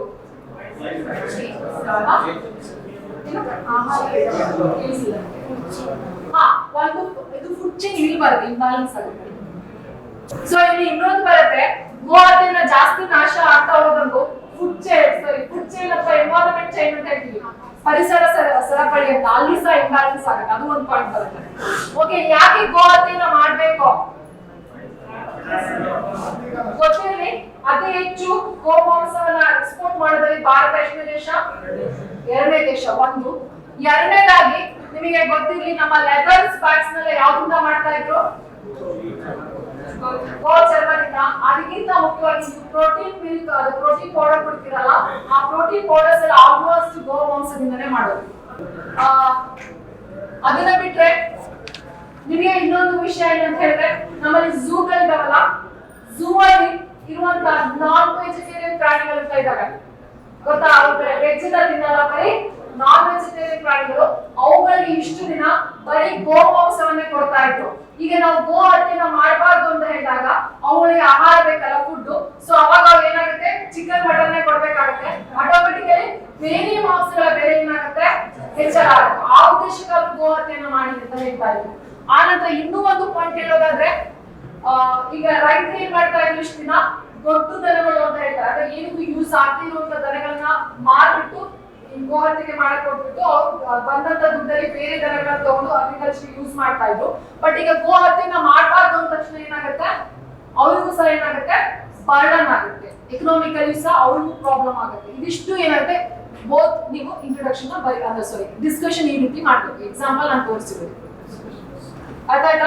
ಈಕ್ವಲ್ ಅಂತ ಎರಡೂ ಏನಾಗಿರ್ಬೇಕು, ಈಕ್ವಲ್ ಆಗಿ ಡಿಸ್ಕಷನ್ ಮಾಡ್ಬೇಕಾಗುತ್ತೆ. ಅಂದ್ರೆ ಡಿಪೆಂಡ್ಸ್ ಟಾಪಿಕ್ ಏನ್ ಬರುತ್ತೆ ಅದ್ರ ಮೇಲೆ ತುಂಬಾ ವಿಷಯಗಳನ್ನ ಯಾವ್ಯಾವ್ದನ್ನ, ಈಗ ಹೇಗಂತ ಹೇಳಿದ್ರೆ ಬ್ರೈನ್ ಸ್ಟ್ರೋಮಿಂಗ್ ಅಂತ ಹೇಳ್ತಾರೆ. ಒಂದು ಟಾಪಿಕ್ ನೋಡಿದ ತಕ್ಷಣ ಅಥವಾ ಬ್ಲೂ ಪ್ರಿಂಟ್ ಅಂತ ಹೇಳ್ತೀವಿ, ಯಾವ್ದನ್ನ ಎಲ್ಲಿ ಬರಿಬೇಕು ಅನ್ನೋದು ನಿಮ್ಗೆ ಗೊತ್ತಾಗಬೇಕು, ಯಾವ್ಯಾವ ವಿಷಯವನ್ನ ಡಿಸ್ಕಷನ್ ಮಾಡ್ಬೇಕು ಅಂತ. ಸೊ ಅದಕ್ಕೋಸ್ಕರ ನಾನು ಹೇಳೋದಂದ್ರೆ, ಮೊದಲೆಲ್ಲ ಒಂದು 10ರಿಂದ 15 ಪ್ರಿಪೇರ್ ಆದ್ರೆ ಸಾಕಿತ್ತು. ಯಾವ್ದಕ್ಕೆ? PSIಗೆಲ್ಲ, KS-ಗೆಲ್ಲ. ಈಗ ಮೊನ್ನೆ KS ಏನ್ ಮಾಡಿದಾನೆ ಅಂದ್ರೆ, ಇಷ್ಟು ವರ್ಷ 5 ಆಪ್ಷನ್ ಕೊಡ್ತಿದ್ದ, 2 ಬರಿಬೇಕಿತ್ತು. ಮೊನ್ನೆ ಮೇನ್ಸ್ ಆಯ್ತು ಲಾಸ್ಟ್ ಇಯರ್ 2021 ಅಲ್ಲಿ 2 ಕೊಟ್ಟಿದ್ದಾನೆ, ಕಂಪಲ್ಸರಿ ಆಗಿ ಬರೆಯಕ್ಕೆ ಕೊಟ್ಟಿದ್ದಾನೆ. ಅದಕ್ಕೋಸ್ಕರ ಹೇಳ್ತಾ ಇರೋದು, PSI ಅಷ್ಟೇ ಹೇಳಿಕ್ ಆಗಲ್ಲ, ಪ್ಯಾಟರ್ನ್ ಚೇಂಜ್ ಮಾಡ್ಬೋದು, 2 ಕೊಟ್ಬಿಟ್ಟು 1 ಬರೀಲೇಬೇಕು ಅಂತ ಹೇಳ್ತಾರೆ. ಅರ್ಥ ಆಯ್ತಲ್ಲ? ಸೊ ಹಾಗಾಗಿ ಯಾವ್ದನ್ನ ನೋಡಿದ ತಕ್ಷಣ ನಿಮ್ಗೆ ಗೊತ್ತಾಗಬೇಕು. ಆಮೇಲೆ ಸುಮಾರು 40 ಟಾಪಿಕ್ಗೆ ಪ್ರಿಪೇರ್ ಆಗ್ಬೇಕು. ಒಂದಲ್ಲ ಎರಡಲ್ಲ, 40 ಟಾಪಿಕ್ಸ್ಗೆ ಪ್ರಿಪೇರ್ ಆಗ್ಬೇಕು. ಪ್ರಿಪೇರ್ ಆಗೋದ ತಕ್ಷಣ ಎಲ್ಲಾದ್ರೂ 6 ಪೇಜ್ ಕುತ್ಕೊಂಡು ಬರೆಯೋ ಅವಶ್ಯಕತೆ ಇಲ್ಲ. ನೀವ್ ಏನ್ ಮಾಡ್ಬೇಕು ಅಂತ ಹೇಳಿದ್ರೆ, we have to collect some topics. ಒಂದು ನೋಟ್ಬುಕ್ ಇಟ್ಕೊಳ್ಳಿ. ಆ ನೋಟ್ಬುಕ್ ಆಕ್ಚುಲಿ ಕೇಸ್ಗಾದ್ರೂ ನಾನು ಅದೇ ಹೇಳೋದು, ಟಾಪಿಕ್ ನ ಬರ್ಕೊಂಡು ಅದಕ್ಕೆ ಸಂಬಂಧಪಟ್ಟಾಗೆ ದಿನ ನಿಮಗೆ ನ್ಯೂಸ್ ಪೇಪರ್ ಇರ್ಬೋದು ಅಥವಾ ಬೇಕಾದಷ್ಟು ಇನ್ಫಾರ್ಮೇಶನ್ ಸಿಗ್ತಿರುತ್ತೆ. ಆ ಇನ್ಫಾರ್ಮೇಶನ್ ಜಸ್ಟ್ ಬರ್ಕೊಂತ ಹೋಗಿ ಪಾಯಿಂಟ್ ಬರ್ಕೊಂಡ್ರೆ ನಿಮ್ಗೆ ಗೊತ್ತಿರ್ಬೇಕು. ಇಂಟ್ರೊಡಕ್ಷನ್ ಅಂದ್ರೆ ಯಾವ ರೀತಿ ಬರೆಯೋದು ಅಂತ ಗೊತ್ತಿರುತ್ತಲ್ಲ, ಡಿಸ್ಕಷನ್ ಅಂತ ಹೇಳಿದ್ರೆ ಆ ಪಾಯಿಂಟ್ಸ್ ಗಳನ್ನ ನೀವೇನ್ ಮಾಡ್ಬೇಕಾಗುತ್ತೆ. ಸೊ ಹಾಗಾಗಿ ಆ ಪಾಯಿಂಟ್ಸ್ ಗಳನ್ನ ಏನ್ ಮಾಡಿ ಎಲ್ಲಿ ಯಾವ್ದನ್ನ ಹಾಕ್ಬೇಕು ಅನ್ನೋದು ಗೊತ್ತಿರ್ಬೇಕು. ಸೊ ಹಾಗಾಗಿ ನಿಮ್ಗೆ ಬೇಕಾದಷ್ಟು, ಯಾಕಂದ್ರೆ ಅವ್ರು ನಾನು ಆಗಲೇ ಹೇಳಿದೀನಿ, ಈಗ ಸಬ್ಜೆಕ್ಟ್ ಎಲ್ಲರೂ ಒಂದೇ ರೀತಿ ಬರೀತಾರೆ, ನಿಮ್ಮಲ್ಲಿ ಏನು ಹೊಸ ವಿಷಯವನ್ನ ನೀವು ಅಲ್ಲಿ ಆಡ್ ಮಾಡಿದೀರಾ ಅಂತ. ಈಗ ಫಾರ್ ಎಕ್ಸಾಂಪಲ್ ಸಮ್ಮಿಶ್ರ ಸರ್ಕಾರ ಅಂತ ಹೇಳ್ತಾರೆ. ಸಮ್ಮಿಶ್ರ ಸರ್ಕಾರ ಅಂದಾಗ ಫಸ್ಟ್ ಟೈಮ್ ಅದು ಆಕ್ಚುಲಿ ಲಂಡನ್ ಅಲ್ಲೇ ಯಾವಾಗ ಇಂಟ್ರೊಡ್ಯೂಸ್ ಆಗಿರುತ್ತೆ, 1857 ಅಲ್ಲೇನೋ ಹೇಳಿದ್ರು. ಸೊ ಆ ರೀತಿ ಹೊಸ ಇನ್ಫಾರ್ಮೇಶನ್ ಯಾರು ಬರ್ದಿರ್ತಾರೆ ಅನ್ನೋದನ್ನೇ ಅವ್ರು ಚೆಕ್ ಮಾಡ್ತಾರೆ. ಸೊ ಅದಕ್ಕೋಸ್ಕರ ನೀವು ಒಂದು ಟಾಪಿಕ್ಸ್ ನ ಡೈಲಿ ಅದಕ್ಕೆ ಸಂಬಂಧಪಟ್ಟಾಗ ನ್ಯೂಸ್ ಪೇಪರ್ ಇರ್ಬೋದು, ಬುಕ್ಸ್ ಇರ್ಬೋದು ಅಥವಾ ಗೂಗಲ್ ಅಲ್ಲಿ ಇರ್ಬೋದು, ಎಲ್ಲೇ ಸಿಕ್ಕಿದ್ರು ಜಸ್ಟ್ ಟಾಪಿಕ್ ನ ಪಾಯಿಂಟ್ಸ್ ಬರ್ಕೊಳ್ಳಿ. ಜಸ್ಟ್ ನಿಮಗೆ ಒಂದು ಬ್ಲೂ ಪ್ರಿಂಟ್ ಗೊತ್ತಾಗಬೇಕು. ಇಂಟ್ರೊಡಕ್ಷನ್ ಏನ್ ಹಾಕ್ಬೇಕು, ಸಬ್ಜೆಕ್ಟ್ ಏನ್ ಹಾಕ್ಬೇಕು, ಕನ್ಫ್ಯೂಷನ್ ಅಲ್ಲಿ ಏನ್ ಹಾಕ್ಬೇಕು ಅಂತ. ಸೊ ನಾನು ಈಗ ಸ್ವಲ್ಪ ಬೇಸಿಕ್ ಆಗಿ ಹೇಳ್ತಾ ಇದ್ದೀನಿ, ಫುಲ್ ಡೆಪ್ತ್ ಆಗಿ ಆಗ್ತಾ ಇಲ್ಲ, ಯಾಕಂದ್ರೆ ಟೈಮ್ ಆಗ್ತಾ ಬಂತು. ಸೊ ಉಪಸಂಹಾರ ಅಂತ ಹೇಳ್ತೀವಿ. ಉಪಸಂಹಾರ ಅಂತ ಹೇಳಿದ್ರೆ it is not is suggestions ಅನ್ನೋದು ಸಬ್ಜೆಕ್ಟ್ ಅಲ್ಲೇ ಬರಬೇಕು. ಉಪಸಂಹಾರ ಅಥವಾ ಕನ್ಕ್ಲೂಷನ್ ಅಂತ ಹೇಳಿದ್ರೆ ಇಟ್ಸ್ ಯುವರ್ ಒಪಿನಿಯನ್. ಒಪಿನಿಯನ್ ಅಂದ ತಕ್ಷಣ ನಿಮ್ಮ ಓನ್ ಒಪಿನಿಯನ್ ಕೊಡೋದಲ್ಲ, ಎಲ್ಲರೂ ಎಕ್ಸೆಪ್ಟ್ ಮಾಡೋ ರೀತಿಯಲ್ಲಿ ಒಪಿನಿಯನ್ ಬರೀಬೇಕು. ಒಂದು ಎಕ್ಸಾಂಪಲ್ ಹೇಳ್ತೀನಿ, ಒಪಿನಿಯನ್ ಅನ್ನ ಅಥವಾ ಕನ್ಕ್ಲೂಷನ್ ಅನ್ನ ಯಾವ ರೀತಿ ಬರೀಬಹುದು ಅಂತ. ರೀಸೆಂಟ್ ಆಗಿ ಒಬ್ಬ ಸ್ಟೂಡೆಂಟ್ ಬರೆದಿದ್ದ, ಏನಂತ ಹೇಳಿದ್ರೆ ಇತ್ತೀಚಿನ ದಿನಗಳಲ್ಲಿ ಕೃಷಿಯಲ್ಲಿ ಯುವಕರ ಪಾಲ್ಗೊಳ್ಳುವಿಕೆ ಕುರಿತು ಬರೆಯಿರಿ ಅಂತ. ಯಾಕಂದ್ರೆ ಇವತ್ತು ಭಾರತ ತುಂಬಾ ಇದಾಗ್ತಾ ಇದೆ, ಕರೋನಾ ಎಲ್ಲ ಬಂದಿರೋದ್ರಿಂದ ಕೃಷಿಯಲ್ಲಿ ಇವತ್ತು ಏನಾಗ್ತಿದೆ, ಕೃಷಿ ಮಾಡೋರೇ ಇಲ್ಲ. ಆಲ್ಮೋಸ್ಟ್ ನಮ್ಮಲ್ಲಿ ಏನಾಗಿದೆ 60% ಯಾವ್ದು ಎಕನಾಮಿಕಲ್ಲಿ ನಾವು ಓದಿದ್ರೆ 60% ಯಾವ್ದ್ರಲ್ಲಿ ಇರೋದು ಕೃಷಿಯಲ್ಲಲ್ವಾ. ಸೊ ಬಟ್ ಕೃಷಿಯಲ್ಲಿ ಯಾರು ಇವತ್ತು ಹೋಗ್ತಾ ಇಲ್ಲ, ಅದರ ಕುರಿತು ಬರೆಯಿರಿ ಅಂತ ಕೊಟ್ಟಿದ್ವಿ. ಆಗ ಒಂದು ಕನ್ಕ್ಲೂಷನ್ ಎಷ್ಟು ಚೆನ್ನಾಗಿ ಬರ್ತಿದೆ ಅಂತ ಹೇಳಿದ್ರೆ, ಏನಾದ್ರೂ ಆಗು ಮೊದಲು ಮಾನವನಾಗು ಎಂಬಂತೆ ಭಾರತ ದೇಶದಲ್ಲಿನ ಆದಷ್ಟು ಯುವಕರು, ಎಲ್ಲರೂ ಬರಲೇಬೇಕು ಅಂತ ಹೇಳಲ್ಲ, ಯಾಕಂದ್ರೆ ಅದನ್ನೇ ಹೇಳೋದು, ಆದಷ್ಟು ಯುವಕರು ಕೃಷಿಯಲ್ಲಿ ಪಾಲ್ಗೊಂಡಿದ್ದೇ ಆದ್ರೆ ಭಾರತ ಅನ್ನೋದು ಮುಂದೊಂದು ದಿನ ಮುಂದುವರಿದ ರಾಷ್ಟ್ರಗಳ ಸ್ಥಾನದಲ್ಲಿ ನಿಲ್ಲುತ್ತದೆ ಅಂತ. ಗೊತ್ತಾಯ್ತಲ್ಲ? ಸೊ ಈ ರೀತಿಯಾಗಿ ನಿಮ್ಮ ಒಪಿನಿಯನ್ ಬರೀಬೇಕು. ಒಪಿನಿಯನ್ ಬರೀ ಇತ್ತೀಚಿನ ದಿನಗಳಲ್ಲಿ ಅತ್ಯಾಚಾರ ಪ್ರಕರಣ ಜಾಸ್ತಿ ಆಗ್ತಿದೆ ಬರೀರಿ ಅಂದ ತಕ್ಷಣ ನೀವು ಬರ್ಬಿಡೋದು ಏನೋ ಇನ್ಮೇಲೆ ಹುಡುಗಿಯರು 6 ಗಂಟೆ ಮೇಲೆ ಹೊರಗಡೆ ಹೋಗಂಗಿಲ್ಲ, ಈ ರೀತಿ ಒಪಿನಿಯನ್ ಅಲ್ಲ. We have to accept everyone. ಗೊತ್ತಾಯ್ತಲ್ಲ? ಸೊ ಆ ರೀತಿಯಲ್ಲಿ ಬರೀಬೇಕು. ಈಗ ಟೆರರಿಸಂ ಅಂತ ತಿಳ್ಕೊಳ್ಳಿ, ಅದಕ್ಕೂ ಅಷ್ಟೇ ಒಂದು ಕೊಟೇಶನ್ ಹೇಳ್ತಾರೆ Malala, one pack can change the world ಅಂತ ಹೇಳ್ಬಿಟ್ಟು. ಸೊ ಈ ಒಂದು ಸಮಾಜದಲ್ಲಿರುವಂತಹ ಭಯೋತ್ಪಾದನೆ ಹೋಗಲಾಡಿಸ್ಬೇಕು ಅಂದ್ರೆ ಸಮಾಜದಲ್ಲಿರುವ ಪ್ರತಿಯೊಬ್ಬರು ಏನ್ ಮಾಡ್ಬೇಕು, ಎಜುಕೇಟೆಡ್ ಕೈ ಜೋಡಿಸಿ ಅದ್ರ ಬಗ್ಗೆ ನಾವು ಹೋರಾಡಿದಾಗ ಮಾತ್ರ ಇದನ್ನೇನಾಗೋದು. ನಾವು ಒಬ್ಬರೇ ಅಲ್ಲ, ಈಗ ಕರಪ್ಷನ್ ಆಗ್ತಾ ಇರುತ್ತೆ, ಎಲ್ಲರೂ ಬಾಯ್ ಮಾಡ್ಕೋತಾ ಇದ್ದೀರಾ, ಮೇಡಮ್ ನೋಟಿಫಿಕೇಶನ್ ಹಂಗ್ ಮಾಡ್ತಾರೆ ಹಿಂಗ್ ಮಾಡ್ತಾ ಇದಾರೆ ಅಂತ. ಬಟ್ ಅದನ್ನ ನಾವೆಲ್ಲರೂ ಒಬ್ಬೊಬ್ರು ನಾವೇ ಹೇಳ್ಕೊಂಡ್ರೆ ಆಗತ್ತೆ ಅದು ಇಲ್ಲ ತಾನೆ? ಸೊ ನಾವೆಲ್ಲರೂ ಜಾಯಿನ್ ಆಗುವಾಗ ಮಾತ್ರ ಅಲ್ಲ ಆ ರೀತಿಯಾದ ಒಂದು ಸಮಸ್ಯೆಗಳನ್ನು ಹೋಗ್ಲಾಡಿಸು, ಆ ರೀತಿಯಾಗಿ ಕನ್ಕ್ಲೂಷನ್ ಬರೀಬೇಕು. ಈಗ ಎಕ್ಸಾಂಪಲ್ ಇನ್ನೊಂದು ವಿಷಯ ಇದ್ದೀನಿ, ಈಗ ಗೋಹತ್ಯೆ ಬಗ್ಗೆ ನೀವು ಬರುತ್ತಲ್ಲ, ಡಿಸ್ಕಷನ್ ಮಾಡಬಾರ್ದು ಮತ್ತೆ ಮಾಡ್ಬೇಕು ಅಂತ. ಆ ಒಂದು ಟಾಪಿಕ್ಗೆ ಕನ್ಕ್ಲೂಷನ್ ಬರೀಬೇಕು ಅಂದ್ರೆ ಯಾವ ರೀತಿ ಇರ್ಬೇಕಂದ್ರೆ, ಆ ಕಡೆ ನೀವು ಗೋಹತ್ಯೆ ಮಾಡೋದಕ್ಕೆ ಸಪೋರ್ಟ್ ಮಾಡಬಾರ್ದು, ಮಾಡ್ತೀವಿ ಅಂತ ಇರಬಾರ್ದು, ಆ ರೀತಿಯಲ್ಲಿ ಬರಿಬಹುದು. ಯಾವ ರೀತಿ ಬರಿಬಹುದು? ಕನ್ಕ್ಲೂಷನ್ ಅಂದ್ರೆ ಇಷ್ಟೇ, ಒಂದು ಟಾಪಿಕ್ ಕೊಟ್ಟಿರ್ತಾನೆ. ಈಗ ನಾಳೆ PSA ಆದಾಗ ಇಬ್ರು ಬಂದಿರ್ತಾರೆ, ಒಬ್ಬ ಗೋಹತ್ಯೆ ವಿಷಯನ ಮಾಡ್ಬೇಕು ಅಂತ, ಇನ್ನೊಬ್ಬ ಮಾಡಬಾರ್ದು ಅಂತ ಬಂದಿರ್ತಾರೆ. ನೀವು ಒಬ್ಬರನ್ನ ಪಾರ್ಟಿಯಾಗಿ ಮಾತಾಡಕ್ಕಾಗತ್ತಾ? ಇಲ್ಲ. ಸೊ ನೀವೇನ್ ಮಾಡ್ಬೇಕಾಗುತ್ತೆ, ಇಬ್ರಿಗೂ ಈಕ್ವಲ್ ಇಂಪಾರ್ಟೆನ್ಸ್ ಕೊಡ್ಬೇಕಲ್ಲ. ಆ ಒಂದು ಇಂಪಾರ್ಟೆನ್ಸ್ ಯಾವ ರೀತಿ ಕೊಡ್ತೀರಾ ಅಂತ ಹೇಳೋಕೆ ನಾವು ಕನ್ಕ್ಲೂಷನ್ ಪಾರ್ಟ್ ಅಂತ ಹೇಳೋದು. ಫಾರ್ ಎಕ್ಸಾಂಪಲ್ ಈಗ ಗೋಹತ್ಯೆ ಬಗ್ಗೆ ಎಲ್ಲಾ ಡಿಸ್ಕಷನ್ ಮಾಡ್ತೀವಿ, ಅದಕ್ಕೆ ಕನ್ಕ್ಲೂಷನ್ ಪಾರ್ಟ್ ಯಾವ ರೀತಿ ಬರಿಬಹುದಿತ್ತು? ಅರ್ಥ ಆಯ್ತಾ? ಕನ್ಕ್ಲೂಷನ್ ಅಂತ ಹೇಳಿದ್ರೆ ನಿಮ್ಮ ಅಭಿಪ್ರಾಯನ ವ್ಯಕ್ತಪಡಿಸೋದು, ಇವೆಲ್ಲ ಏನೋ ಒಂದು ಬರೀತೀರಾ, ಏನೋ ಟೆರರಿಸಮ್ ಎಲ್ಲ ಒಂದ್ ಪಾರ್ಟ್ ಇರೋದು. ಈ ರೀತಿ ಡಿಸ್ಕಷನ್ ಟಾಪಿಕ್ ಬರೀತೀರಾ ಅಂತ ತಿಳ್ಕೊಳ್ಳಿ. ಈ ರೀತಿ ಡಿಸ್ಕಷನ್ ಟಾಪಿಕ್ ಬಂದಾಗ ನೀವು ಒಂದ್ ಕಡೆ ಸಪೋರ್ಟ್ ಮಾಡೋದಿಲ್ಲ, you have to supporting both. ಈಗ ಮಾಡ್ಬೇಕು ಮಾಡಬಾರ್ದು ಎರಡು ಕಡೆ ನೀವು ಈಕ್ವಲ್ ಆಗಿ ಸಪೋರ್ಟ್ ಕೊಡ್ಬೇಕು. ಆ ಒಂದು ಒಪಿನಿಯನ್ ಯಾವ ರೀತಿಯಾಗಿ ಬರಿಬಹುದು ನಿಮ್ಗೆ ಒಂದು ಐಡಿಯಾ. ಇದಕ್ಕೆ ನನಗೆ ಅನ್ಸಿದ್ದು ಈ ರೀತಿ ಬರಿಬಹುದಿತ್ತು ಅಂತ. ಭಾರತ ದೇಶದಲ್ಲಿ ನಮಗೆ ಪ್ರಿಯಾಂಬಲ್ ಅಲ್ಲಿ ಒಂದು ವರ್ಡ್ ಹೇಳ್ತಾರೆ, ಫ್ರಾಟರ್ನಿಟಿ ಅಂತ ಕೇಳಿದ್ರ? ಭ್ರಾತೃತ್ವ ಅಂತ. ಭ್ರಾತೃತ್ವ ಅಂತ ಹೇಳಿದ್ರೆ ಏನು? What you mean by fraternity? Constitution class ಆಗಿದೆ ಅಲ್ವಾ? ಆಗಿಲ್ವಾ? ಅದು ಪ್ರಿಯಾಂಬಲ್ ಆಗೇ ಆಗಿರ್ತದೆ, ಯಾಕಂದ್ರೆ ಸ್ಟಾರ್ಟಿಂಗ್ ಇರೋದೇ ಅದು. ಏನಂತ ಹೇಳಿದ್ರೆ ಇಡೀ ವಿಶ್ವದಲ್ಲಿ ಭಾರತದಲ್ಲಿರುವಂತಹ ಈ ಸಹೋದರತ್ವ ಫ್ರಾಟರ್ನಿಟಿಗೆ ನಾವೇನಾಗಿದ್ದೀವಿ, ಇಡೀ ವಿಶ್ವಕ್ಕೆ ಏನಾಗಿದ್ದೀವಿ ಇರೋದು ಮಾದರಿ ಆಗಿರುವಂತಹ ದೇಶ. ಈ ದೇಶ ಯಾವುದೇ ಒಂದು ವಿಷಯಕ್ಕೋಸ್ಕರ ಈ ಒಂದು ಭ್ರಾತೃತ್ವ ಒಂದು ಪದಕ್ಕೆ ನಾವೇನಾಗಬಾರ್ದು, ಧಕ್ಕೆ ಬರಬಾರ್ದು. ಹಾಗಾಗಿ ನಾವೆಲ್ಲರೂ ಏನಾಗಬೇಕು, ಸಮವಾಗಿ ಈ ರೀತಿ ಒಂದು ಸಮಸ್ಯೆಗಳನ್ನ ಒಟ್ಟಾಗಿ ಅಥವಾ ಬಗೆಹರಿಸಿಕೊಳ್ಬೇಕು, ಆ ರೀತಿಯಲ್ಲಿ ಬರೀಬೇಕು. ಅವಾಗ ಏನಾಯ್ತು, ಬ್ಯಾಲೆನ್ಸ್ ಆ ರೀತಿಯಲ್ಲಿ ಇರ್ಬೇಕು. ನಿಮ್ಮ ಕನ್ಕ್ಲೂಷನ್ ಅಂದ್ರೆ ಇಷ್ಟೇ, ಒಪಿನಿಯನ್ ಹೇಳ್ಬೇಕು. ಒಪಿನಿಯನ್ ಅಂತ ಹೇಳಿದ್ರೆ ನಮ್ಗೆ ಒಬ್ಬರಿಗೆ ಅಲ್ಲ, ಯಾಕಂದ್ರೆ ನೀವು ಒಬ್ಬ PSA ಆಗಿ ಹೇಗೆ ಹೇಳ್ತೀರಾ ಅಂತ ಆ ಲೆವೆಲ್ ಅಲ್ಲೇ ನೀವು ಬರೀಬೇಕು. ಕನ್ಕ್ಲೂಷನ್ PSA ಅಲ್ಲಿ ಒಂದು 5 ಲೈನ್ ಬರೆದ್ರೆ ಸಾಕು, ಜಾಸ್ತಿ ಬೇಡ. ಲಾಸ್ಟ್ ಅಲ್ಲಿ ಒಂದು 5 ಲೈನ್ಸ್ ಬರೆದ್ರೆ ಸಾಕು PSA. ಸೊ ಓಕೆ, ಲಾಸ್ಟ್ ಗೆ ಇಲ್ಲಿ ಇನ್ನೊಂದಿದೆ, PSA ಅಂತಲ್ಲ ಯಾವುದೇ ಎಕ್ಸಾಮ್ ಇರ್ಬೋದು, ಕಾಂಪಿಟೇಟಿವ್ ಎಕ್ಸಾಮ್ ಡೂ ನಾಟ್ಸ್ ಅಂತ ಹೇಳ್ತಾನೆ. ಏನಂತ ಹೇಳಿದ್ರೆ ಈ ಕೆಲವೊಂದನ್ನ ಮಾಡ್ಬೇಕು ಮಾಡಬಾರ್ದು ಅಂತ.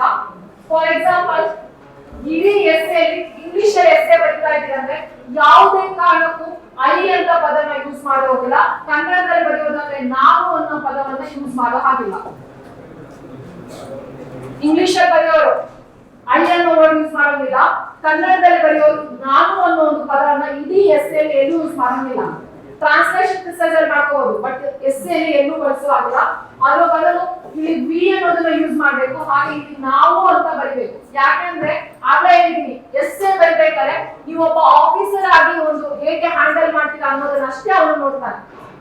ಅರ್ಥ ಇದೆಯಲ್ಲ? ಎಸ್ ಎ ಬರೆಯೋ ರೀಸನ್ಸ್ ಅಷ್ಟೇ ನಿಮ್ಗೆ. ಒಂದು ಎರಡನೇದಾಗಿ ಯಾವುದೇ ಕಾರಣಕ್ಕೂ ಯಾವುದೇ ರಾಜಕೀಯ ಪಕ್ಷದ ಹೆಸರನ್ನ ಅಲ್ಲಿ ಬರೆಯೋ ಹಾಗಿಲ್ಲ. ಕಾಂಪಿಟೇಟಿವ್ ಎಕ್ಸಾಮ್ ಕೆಪಿಎಸ್ಸಿ ಯುಪಿಎಸ್ಸಿ ಇರ್ಬೋದು, ಪಿಎಸ್ಸಿ ಎಕ್ಸಾಮ್ಸ್ ಇರ್ಬೋದು. Time is over. ಗೊತ್ತಿದೆ, ಯಾವುದೇ ಕಾರಣಕ್ಕೂ ರಾಜಕೀಯ ಪಕ್ಷದವರ ಹೆಸರನ್ನು ಬರೆಯೋಂಗಿಲ್ಲ. ಎಕ್ಸಾಂಪಲ್, ನಮ್ಮ ಭಾರತದ ಪ್ರಸ್ತುತ ಬಿಜೆಪಿಯ ಪ್ರಸಿದ್ಧ ನಾಯಕರಾದಂತ ನರೇಂದ್ರ ಮೋದಿ ಅಂತ ಇರ್ಬೋದು, ಅಥವಾ ಕರ್ನಾಟಕದಲ್ಲಿ ಕಾಂಗ್ರೆಸ್ ಪಕ್ಷದ ಪ್ರಮುಖ ನಾಯಕರಾದ ಸಿದ್ದರಾಮಯ್ಯ ಅಂತ ಹೇಳಿ ಪಕ್ಷದ ಹೆಸರನ್ನ ಯಾವುದೇ ಕಾರಣಕ್ಕೆ ಏನ್ ಮಾಡಬಾರ್ದು, ಬರೆಯೋ ಹಾಗಿಲ್ಲ. ಒಂದು. ಎರಡನೇದಾಗಿ ಯಾವುದೇ ಒಬ್ಬ ವ್ಯಕ್ತಿಯನ್ನು ಹೊಗಳುವ ಆಗಿಲ್ಲ, ಹಾಗೆ ಅವ್ರನ್ನ ತೆಗೊಳ್ಳೋ ಆಗಿಲ್ಲ, ಬರೆಯೋ ಆಗಿಲ್ಲ ಅವ್ರನ್ನ. ಫಾರ್ ಎಕ್ಸಾಂಪಲ್, ಈಗ ಪೊಲೀಸ್ ಸುಧಾರಣೆಗಳಂತ ಕೊಟ್ಟಿರ್ತಾರೆ, ನೀವು ಬರೀತಾ ಏನಂದ್ರೆ ಇತ್ತೀಚಿನ ದಿನಗಳಲ್ಲಿ ಪೊಲೀಸರು ಶೋಷಣೆ ಆಗ್ತಾ ಇದೆ, ಹೈಯರ್ ಆಫೀಸರ್ ಇಂದ ಹೇಳಿ ಬರೆಯೋ ಹಾಗಿಲ್ಲ, ಯಾರಿಗೂ ಸಹ ಬರೆಯೋ ಹಾಗಿಲ್ಲ. ಅದೇ ರೀತಿ ಕಂಪ್ಯಾರಿಸನ್ ಮಾಡೋ ಹಾಗಿಲ್ಲ. ಲೈಕ್ ಈಗ ತ್ರಿವಳಿ ತಲಾಕ್ ಅಂತ ಒಂದು ಸಬ್ಜೆಕ್ಟ್ ಇತ್ತು ನಮ್ಗೆ. ಆ ತ್ರಿವಳಿ ತಲಾಕ್ ಅಂತ ಕೂಡ ಹೇಳೋದು, ಹಿಂದೂ ಧರ್ಮದಲ್ಲಿ ನಮ್ಗೆ ಇಷ್ಟೊಂದು ಮದುವೆ ಅನ್ನೋದ್ರ ಬಗ್ಗೆ ಪ್ರಾಮುಖ್ಯತೆ ಇದೆ, ಆದ್ರೆ ಮುಸ್ಲಿಂ ಧರ್ಮದಲ್ಲಿ ಇಲ್ಲ. ಆ ರೀತಿ ಕಂಪ್ಯಾರಿಸನ್ ಯಾವುದೇ ಕಾರಣಕ್ಕೂ ಅಥವಾ ಯಾವುದೇ ಧರ್ಮದ ಬಗ್ಗೆನೂ ನಾವು ಹೇಳೋ ಹಾಗಿಲ್ಲ. ಸೊ ಜನರಲ್ ಆಗಿ ಈಗ ಗೋಹತ್ಯೆ ಪ್ರಶ್ನೆ ಅಷ್ಟೇ, ಏನಂತ ಬರಬೇಕು, ಭಾರತದ ಸಂಸ್ಕೃತಿ ಅಂತ ಹಾಕ್ಬೇಕು ಬಿಟ್ರೆ ಹಿಂದೂ ಸಂಸ್ಕೃತಿ ಹಿಂದೂ ಧರ್ಮ ಅಂತ ಏನು ಮಾಡಿ ನಾವು ಕಂಪ್ಯಾರಿಸನ್ ಮಾಡೋ ಹಾಗಿಲ್ಲ. ಅರ್ಥ? Be careful. ನೀವು ಒಬ್ಬ ಆಫೀಸರ್ ಆಗಿ ಮಾತಾಡಕ್ ಆಗಲ್ಲ, ಆ ಒಂದು ಕಾನ್ಸೆಪ್ಟ್ ನಿಮ್ಮ ತಲೆಯಲ್ಲಿ ಇರ್ಬೇಕು.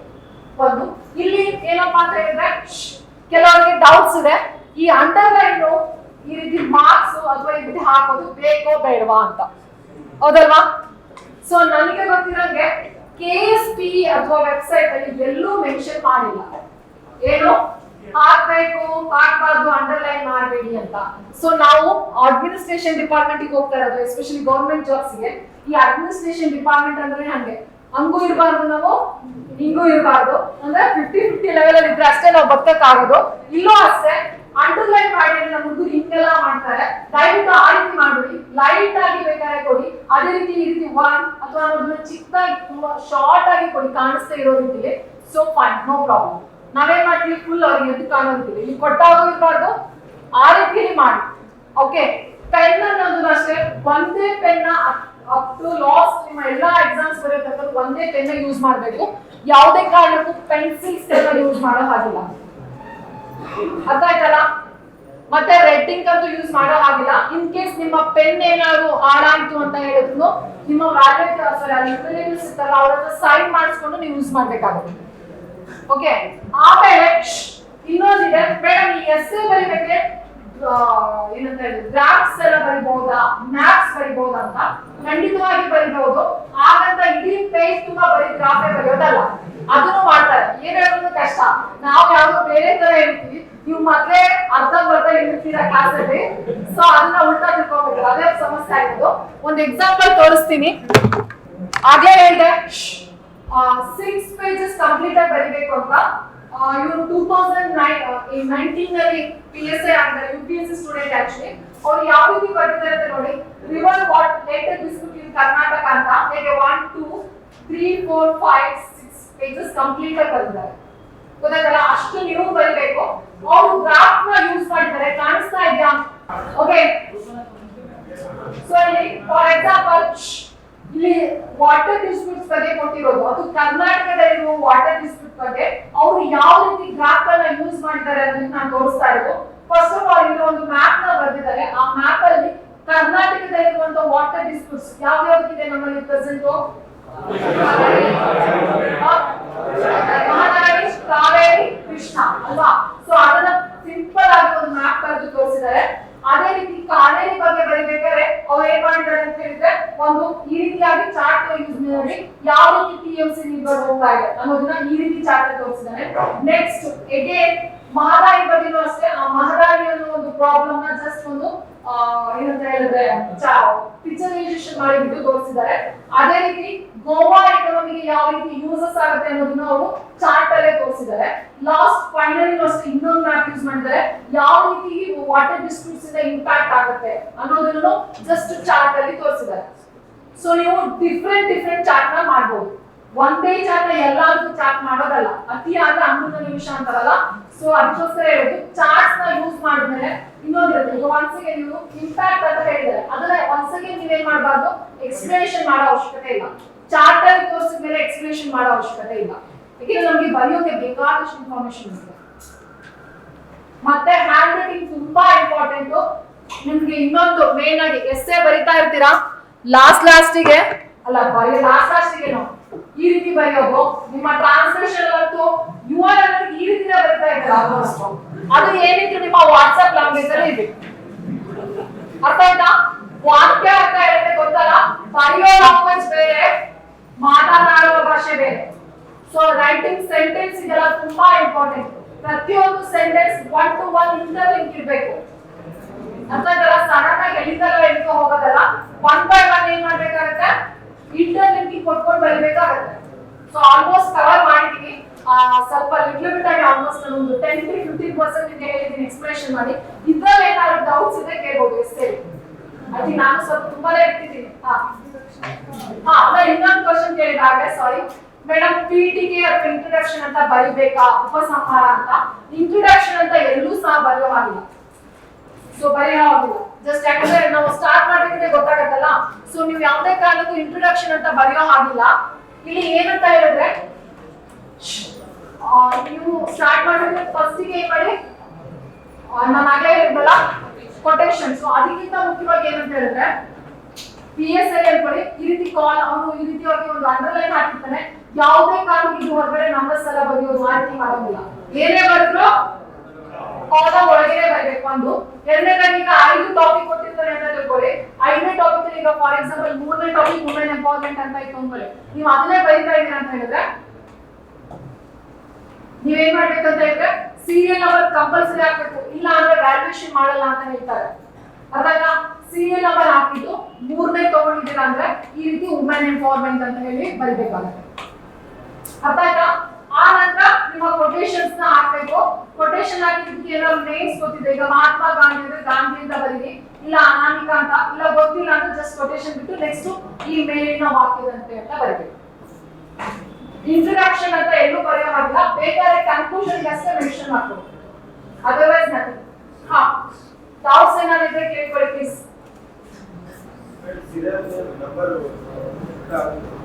ಉಲ್ಟಾ ಬಟ್ ಕಂಪಲ್ಸರಿ ಆಗಿ ಸೀರಿಯಲ್ ನಂಬರ್ ಮೆನ್ಷನ್ ಮಾಡಬೇಕು. ಬೇಗ ಪ್ರಿಸೈಸ್ ತೋರಿಸಿನಲ್ಲ ನೀವು, ಅದಕ್ಕೆ ಟೈಟಲ್ ಬರೀತೀರಲ್ಲ, ಅದೇ ಅದು 4th one ಇದೆ, 4th one ಅಂತ ಹಾಕಿಟ್ಟೆ ಪಕ್ಕದಲ್ಲಿ ಅದಕ್ಕೆ ಟೈಟಲ್ ಕೊಡ್ಬೇಕು. ಸೀರಿಯಲ್ ನಂಬರ್ ಕಂಪಲ್ಸರಿ ಬರೆಯಬೇಕಾಗುತ್ತೆ. ಕೇಸ್ ಅಲ್ಲೂ ಅಷ್ಟೇ, ಇಲ್ಲೂ ಅಷ್ಟೇ, ಇಲ್ಲಾಂದ್ರೆ ವ್ಯಾಲ್ಯೂಯೇಷನ್ ಮಾಡಲ್ಲ ಅಂತ.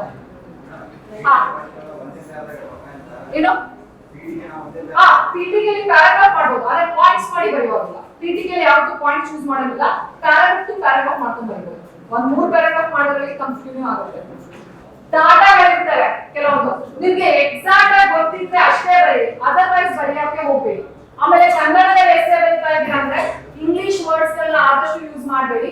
ಏನಾದ್ರೂ ಈಗ ನಾನು ಬೆಳಗ್ಗೆ ನ್ಯಾಷನಲ್ ಎಜುಕೇಶನ್ ಪಾಲಿಸಿ ಆ ರೀತಿ ಏನಾದ್ರು ಈಗ ಒಂದು ಕೆಲವೊಂದು ಇದ್ರ ಹೆಸರುಗಳೆಲ್ಲ ಇರ್ತಲ್ಲ, ಅಂತದ್ ಏನಾದ್ರು ಇದ್ರೆ ಅಷ್ಟೇ ಇಂಗ್ಲಿಷ್ ಬರೀಬೇಕಂದ್ರೆ ಅವ್ರು ಕನ್ನಡದಲ್ಲೇ ಬರೀಬೇಕು. ಇಂಗ್ಲಿಷ್ ಇದ್ದರೂ ಇಂಗ್ಲಿಷ್ ಅಲ್ಲೇ ಇರಬೇಕು, ಕನ್ನಡ ಎಲ್ಲೂ ಯೂಸ್ ಮಾಡೋದಿಲ್ಲ. ಆಮೇಲೆ ಇನ್ನೊಂದು ಡೌಟ್ ಇದೆ, ಮೇಡಮ್ ಇಂಗ್ಲಿಷ್ ಅಲ್ಲಿ ಬರೆದ್ರೆ ಜಾಸ್ತಿ ಮಾರ್ಕ್ಸ್ ಕೊಡ್ತಾರೆ, ಕನ್ನಡದಲ್ಲಿ ಕೊಡಲ್ಲ ಅಂತ. ಆ ರೀತಿ ಏನಿಲ್ಲ, ಕನ್ನಡದಲ್ಲಿ ಬರ್ದಿರೋದನ್ನ ಕನ್ನಡ ಲೆಕ್ಚರ್ಸ್ ಗಳು ವ್ಯಾಲ್ಯೂಟ್ ಮಾಡ್ತಾರೆ, ಇಂಗ್ಲಿಷ್ ಅಲ್ಲಿ ಇದನ್ನ ಇಂಗ್ಲಿಷ್ ಲೆಕ್ಚರ್ಸ್ ಗಳು ವ್ಯಾಲ್ಯೂಷನ್ ಮಾಡ್ತಾರೆ. ಸೊ ಅಲ್ಲಿ ನಿಮ್ಗೆ ಏನು ಡಿಫರೆನ್ಸ್ ಇಲ್ಲ. ನಿಮ್ಮ ಕಾನ್ಸೆಪ್ಟ್ ಚೆನ್ನಾಗಿದ್ರೆ ಪರ್ಟಿಕ್ಯುಲರ್ ಆಗಿ ನೀವು ಹೇಗೆ ಬರ್ದಿರ್ತೀರಾ ಅದ್ರ ಮೇಲೆ ನಿಮ್ಮ ಮಾರ್ಕ್ಸ್ ಕೊಡ್ತಾರೆ. ಸೊ ಏನಾದ್ರು ಡೌಟ್ಸ್ ಇದ್ರೆ ದಯವಿಟ್ಟು ಕೇಳಬೇಕು.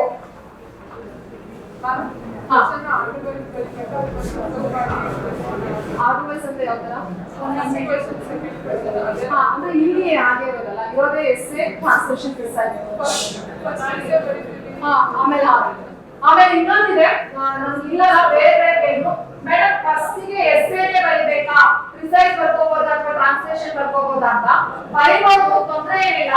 ಆದ್ರೆ ನಾನು ಸಜೆಸ್ಟ್ ಮಾಡೋದಿಷ್ಟೇ, ನಾನು ಬರ್ದಿರೋದು ಬೇಕಾಗೋದು ಎಸ್ಸೆನೇ ಫಸ್ಟ್ ಬರೀರಿ. ಯಾಕಂದ್ರೆ ಅದು 20 ಮಾರ್ಕ್ಸ್ ಇದೆ, 20 ಮಾರ್ಕ್ಸ್ ನೀವೇ ಯೋಚನೆ ಮಾಡಿ ಬರೆಯೋದು. ಸೊ ಹಾಗಾಗಿ ನಿಮ್ಗೆ ಏನಾಗ್ತದೆ, ಟೈಮ್ ಹೋದಂಗೂ ಅದು ಎಷ್ಟು ಬೇಗ ಟೈಮ್ ಹೋಗುತ್ತೆ ಅಂತ ಗೊತ್ತಾಗಲ್ಲ. ನೀವು ಆ ಕಡೆ ಈ ಕಡೆ ತಿರ್ಗೋದಾಗಿ ಯೋಚನೆ ಮಾಡೋಕ್ಕೂ ಟೈಮ್ ಇರಲ್ಲ. ಏನಿದ್ರು ಬರೆಯೋದಿದ್ರೆ 11:30ಗೆ ತಲೆ ಎತ್ತಬೇಕು, ಅವಾಗ ಮಾತ್ರ ನಿಮಗೆ ಕರೆಕ್ಟ್ ಆಗಿ ಬರೆಯೋಕ್ಕಾಗೋದು. ಸೊ ಹಾಗಾಗಿ ಫಸ್ಟ್ ನಾನು ಪ್ರಿಫರೆನ್ಸ್ ಹೇಳೋದು ಎಸ್ಸೆ. ನಿಮ್ ಇಷ್ಟ, ಬೇಕಾದ್ರೆ ಬೇರೆ ಏನೋ ಬರ್ಕೋಬಹುದು. ಹಾ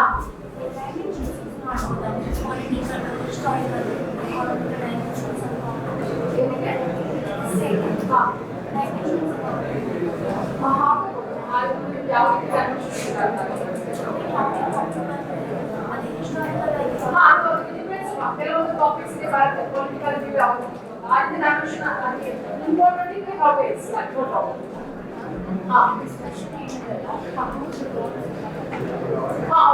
ಅನುಕೂಲಗಳು ಅನಾನುಕೂಲಗಳು ಅಂದ್ರೆ ಲೈಕ್ ಈ ರೀತಿ ಚಾರ್ಟೇ ಬೇಕು ಅಂತಲ್ಲ. ಕೆಲವರಿಗೆ ಏನಾಗುತ್ತೆ ಹೇಳಿದ್ರೆ ನಮ್ಗೆ ಈಗ ಗೋವರ್ತಿಗೆ ಬೇರೆ ವಿಷಯನೇ ಇಲ್ಲ, 4.5 ಪೇಜ್ ಕಂಪಲ್ಸರಿ ಬರೆಯಲೇಬೇಕು. ಅವಾಗ ಅನುಕೂಲಗಳು ಅಂದ್ರೆ ಅದು ಪಾಯಿಂಟ್ಸ್ ಅಷ್ಟು ಒಂದು 3 ಪೇಜ್ ಬರುತ್ತೆ. ನೆಕ್ಸ್ಟ್ ಇನ್ ಕೇಸ್ ನಿಮಗೆ ಬೇರೆ ತುಂಬಾ ಡಿಸ್ಕಷನ್ ಇದ್ದಾಗ ಮಾತ್ರ ಆ ರೀತಿ ಚಾರ್ಟ್ ಮಾಡಿ, ಅದು ಬರೆಯಲೇಬೇಕು, ಗೊತ್ತಾಗ್ಬೇಕು. ಮತ್ತೆ ಡೌಟ್ಸ್ ಇದೆ?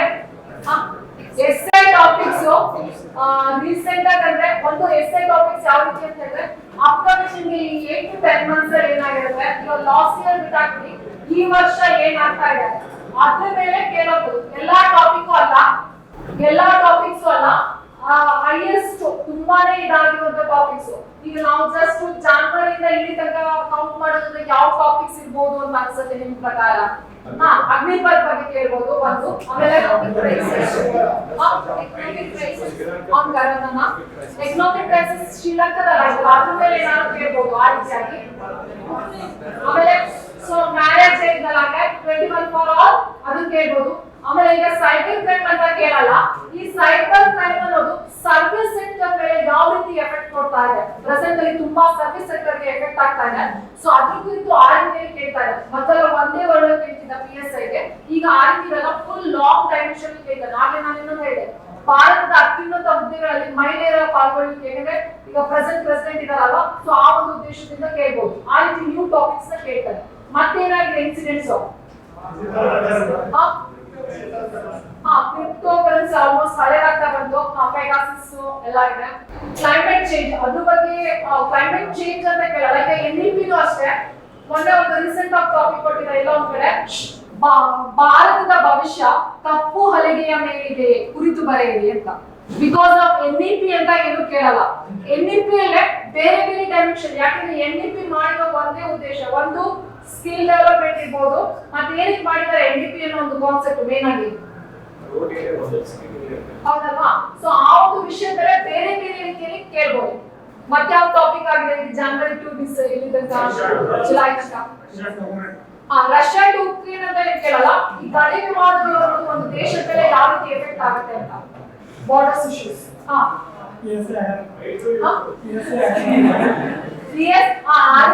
ಕೇಳಲ್ಲ. ಆಮೇಲೆ ಹಿಜಾಬ್ ಆಯ್ತಲ್ಲ, ಹಿಜಾಬ್ ಅದ್ರ ಬಗ್ಗೆನೂ ಕೇಳಲ್ಲ. ಈ ರೀತಿಯಾಗಿ ಕೇಳ್ಬೋದು. ಭಾರತ ಅನ್ನೋದು ಸೆಕ್ಯುಲರ್ ಕಂಟ್ರಿ ಅಥವಾ ಜಾತ್ಯತೀತ ರಾಷ್ಟ್ರ, ಆದ್ರೆ ಇವತ್ತು ನಮ್ಮಲ್ಲಿ ಕೋಮುವಾದ ಅನ್ನೋದು ಹೆಚ್ಚಾಗ್ತಾ ಇದೆ, ಅದರ ಕುರಿತು ಬರೆಯಿರಿ ಅಂತ ಈ ರೀತಿಯಾಗಿ ಕೇಳ್ತಾರೆ. ಹಾಗೆ ಡೈರೆಕ್ಟ್ ಆಗಿ ಎಲ್ಲೂ ಕೇಳಲ್ಲ, PSI ಆಗೋಣ ಅಂತ ಕೇಳಲ್ಲ, ಬೇರೆ ರೀತಿ ಕೇಳ್ಬೋದು ಅಷ್ಟೇ. ಮತ್ತೆ ಇನ್ಫ್ಲೇಷನ್ ಹಣಗೊಬ್ಬರ ಆಗ್ತಾರೆ, ಸಾಂಕ್ರಾಮಿಕ ರೋಗಗಳೆಲ್ಲ ಬರ್ತಾ ಇದೆ. ಸೊ GST ಈಗ ಅಪ್ಕಮಿಂಗ್ ಆಗ್ತಾ ಇದೆಲ್ಲ, ಅದ್ರ ಬಗ್ಗೆ ಏನಾದ್ರು ಕ್ವಶನ್ ಕೇಳ್ಬೋದು. GST ಪ್ರೆಸೆಂಟ್, ಯಾಕಂದ್ರೆ ನಿಮ್ಮ ಎಕ್ಸಾಮ್ಸ್ ಇನ್ನೊಂದು ತಿಂಗಳು ಲೇಟ್ ಇದೆ ಅಂದ್ರೆ ಮೇ ಬಿ ಬರೋ ಸಾಧ್ಯತೆ ಇದೆ. ಆದ್ರೂ ಒಂದು 40 ಟಾಪಿಕ್ಸ್ ನೀವು ಪ್ರಿಪೇರ್ ಆಗಲೇಬೇಕು. ಮತ್ತೆ ಯಾವ್ದಿದೆ? ಅದನ್ನ ಆಲ್ಮೋಸ್ಟ್ ಇವಾಗ ಸಬ್ಜೆಕ್ಟ್ ಅಲ್ಲಿ ಲಾಸ್ಟ್ ಇಯರ್ ಇತ್ತು, ಇವಾಗ ಐ ಥಿಂಕ್ GST ಬಂದಿದೆಲ್ಲ, ಅದ್ರ ಮೇಲೆ ಏನಾದ್ರು ಕ್ವಶನ್ಸ್ ಕೇಳ್ಬೋದು. ಈಗ ನಾವು ಕರೆಂಟ್ ಟ್ರೆಂಡ್ಸ್ ಏನಿತ್ತು ಅದ್ರ ಮೇಲೆ ಜಾಸ್ತಿ ಫೋಕಸ್ ಮಾಡ್ತಾರೆ. ಟ್ರಾನ್ಸ್ಜೆಂಡರ್ಸ್ ಅದೇ ಹೇಳಿದ್ನಲ್ಲ, KSRP ಅಲ್ಲಿ ಕೊಟ್ಟಿರೋದ್ರಿಂದ ಟ್ರಾನ್ಸ್ಜೆಂಡರ್ಸ್ ಎಂಪವರ್ಮೆಂಟ್ ಅಂತ ಕೇಳ್ಬೋದು. ಯಾಕಂದ್ರೆ ಫಸ್ಟ್ ಆಫ್ ಆಲ್ ಇಂಟ್ರೊಡ್ಯೂಸ್ ಮಾಡಿರೋದೇ PSI ಪೊಲೀಸ್ ಡಿಪಾರ್ಟ್ಮೆಂಟ್ ಅಲ್ಲಿ ಆಗಿರೋದ್ರಿಂದ ಮೇ ಬಿ ಎಕ್ಸ್ಪೆಕ್ಟೆಡ್ ಅಷ್ಟೇ. ವುಮೆನ್ಸ್ ಬಗ್ಗೆ ಅದೊಂದೇ ಕೇಳ್ಬೋದು, ಹೈಯರ್ ಪೋಸ್ಟ್ ಅಲ್ಲಿ ಏನು ಪಾರ್ಟಿಸಿಪೇಷನ್ ಬಗ್ಗೆ. ಕ್ಲೈಮೇಟ್ ಚೇಂಜಸ್ ಅಲ್ಲಿ ಏನೆಲ್ಲ ಆಗಿದೆಯಾ? ಕ್ಲೈಮೇಟ್ ಚೇಂಜ್ ಅಂತ ಹೇಳಿದ್ರೆ ಒಂದು ಟಾಪಿಕ್ ರೀಸೆಂಟ್ ಆಗಿ ಕೊಟ್ಟಿರೋ ಒನ್ ಸನ್ ಒನ್ ಗ್ರೀಡ್ ಅಂತ, ಯಾವ್ದ್ರ ಬಗ್ಗೆ ಅಂತ ಏನೋ ಐಡಿಯಾ ಹೇಳಿದ್ರು. ಸೋಲಾರ್ ಪವರ್, ಯಾಕಂದ್ರೆ ಇವಾಗ ಸ್ವಲ್ಪ ಜಾಸ್ತಿ ಯೂಸ್ ಮಾಡ್ತಾ ಇದಾರಲ್ಲ, ಆಮೇಲೆ ಈಗ ಏರ್ ಪೊಲ್ಯೂಷನ್ ಆಗ್ತಾ ಇರೋದ್ರಿಂದ ಆಲ್ಮೋಸ್ಟ್ ಎಲೆಕ್ಟ್ರಿಕಲ್ ಬೈಕ್ಸ್ ಎಲ್ಲ ಆಗ್ತಾರಲ್ಲ, ಅದ್ರ ಬಗ್ಗೆ ಏನಾದ್ರು ಕೇಳ್ಬೋದು. ಏರ್ ಪೊಲ್ಯೂಷನ್ ಬಗ್ಗೆ ಕೇಳ್ಬೋದು.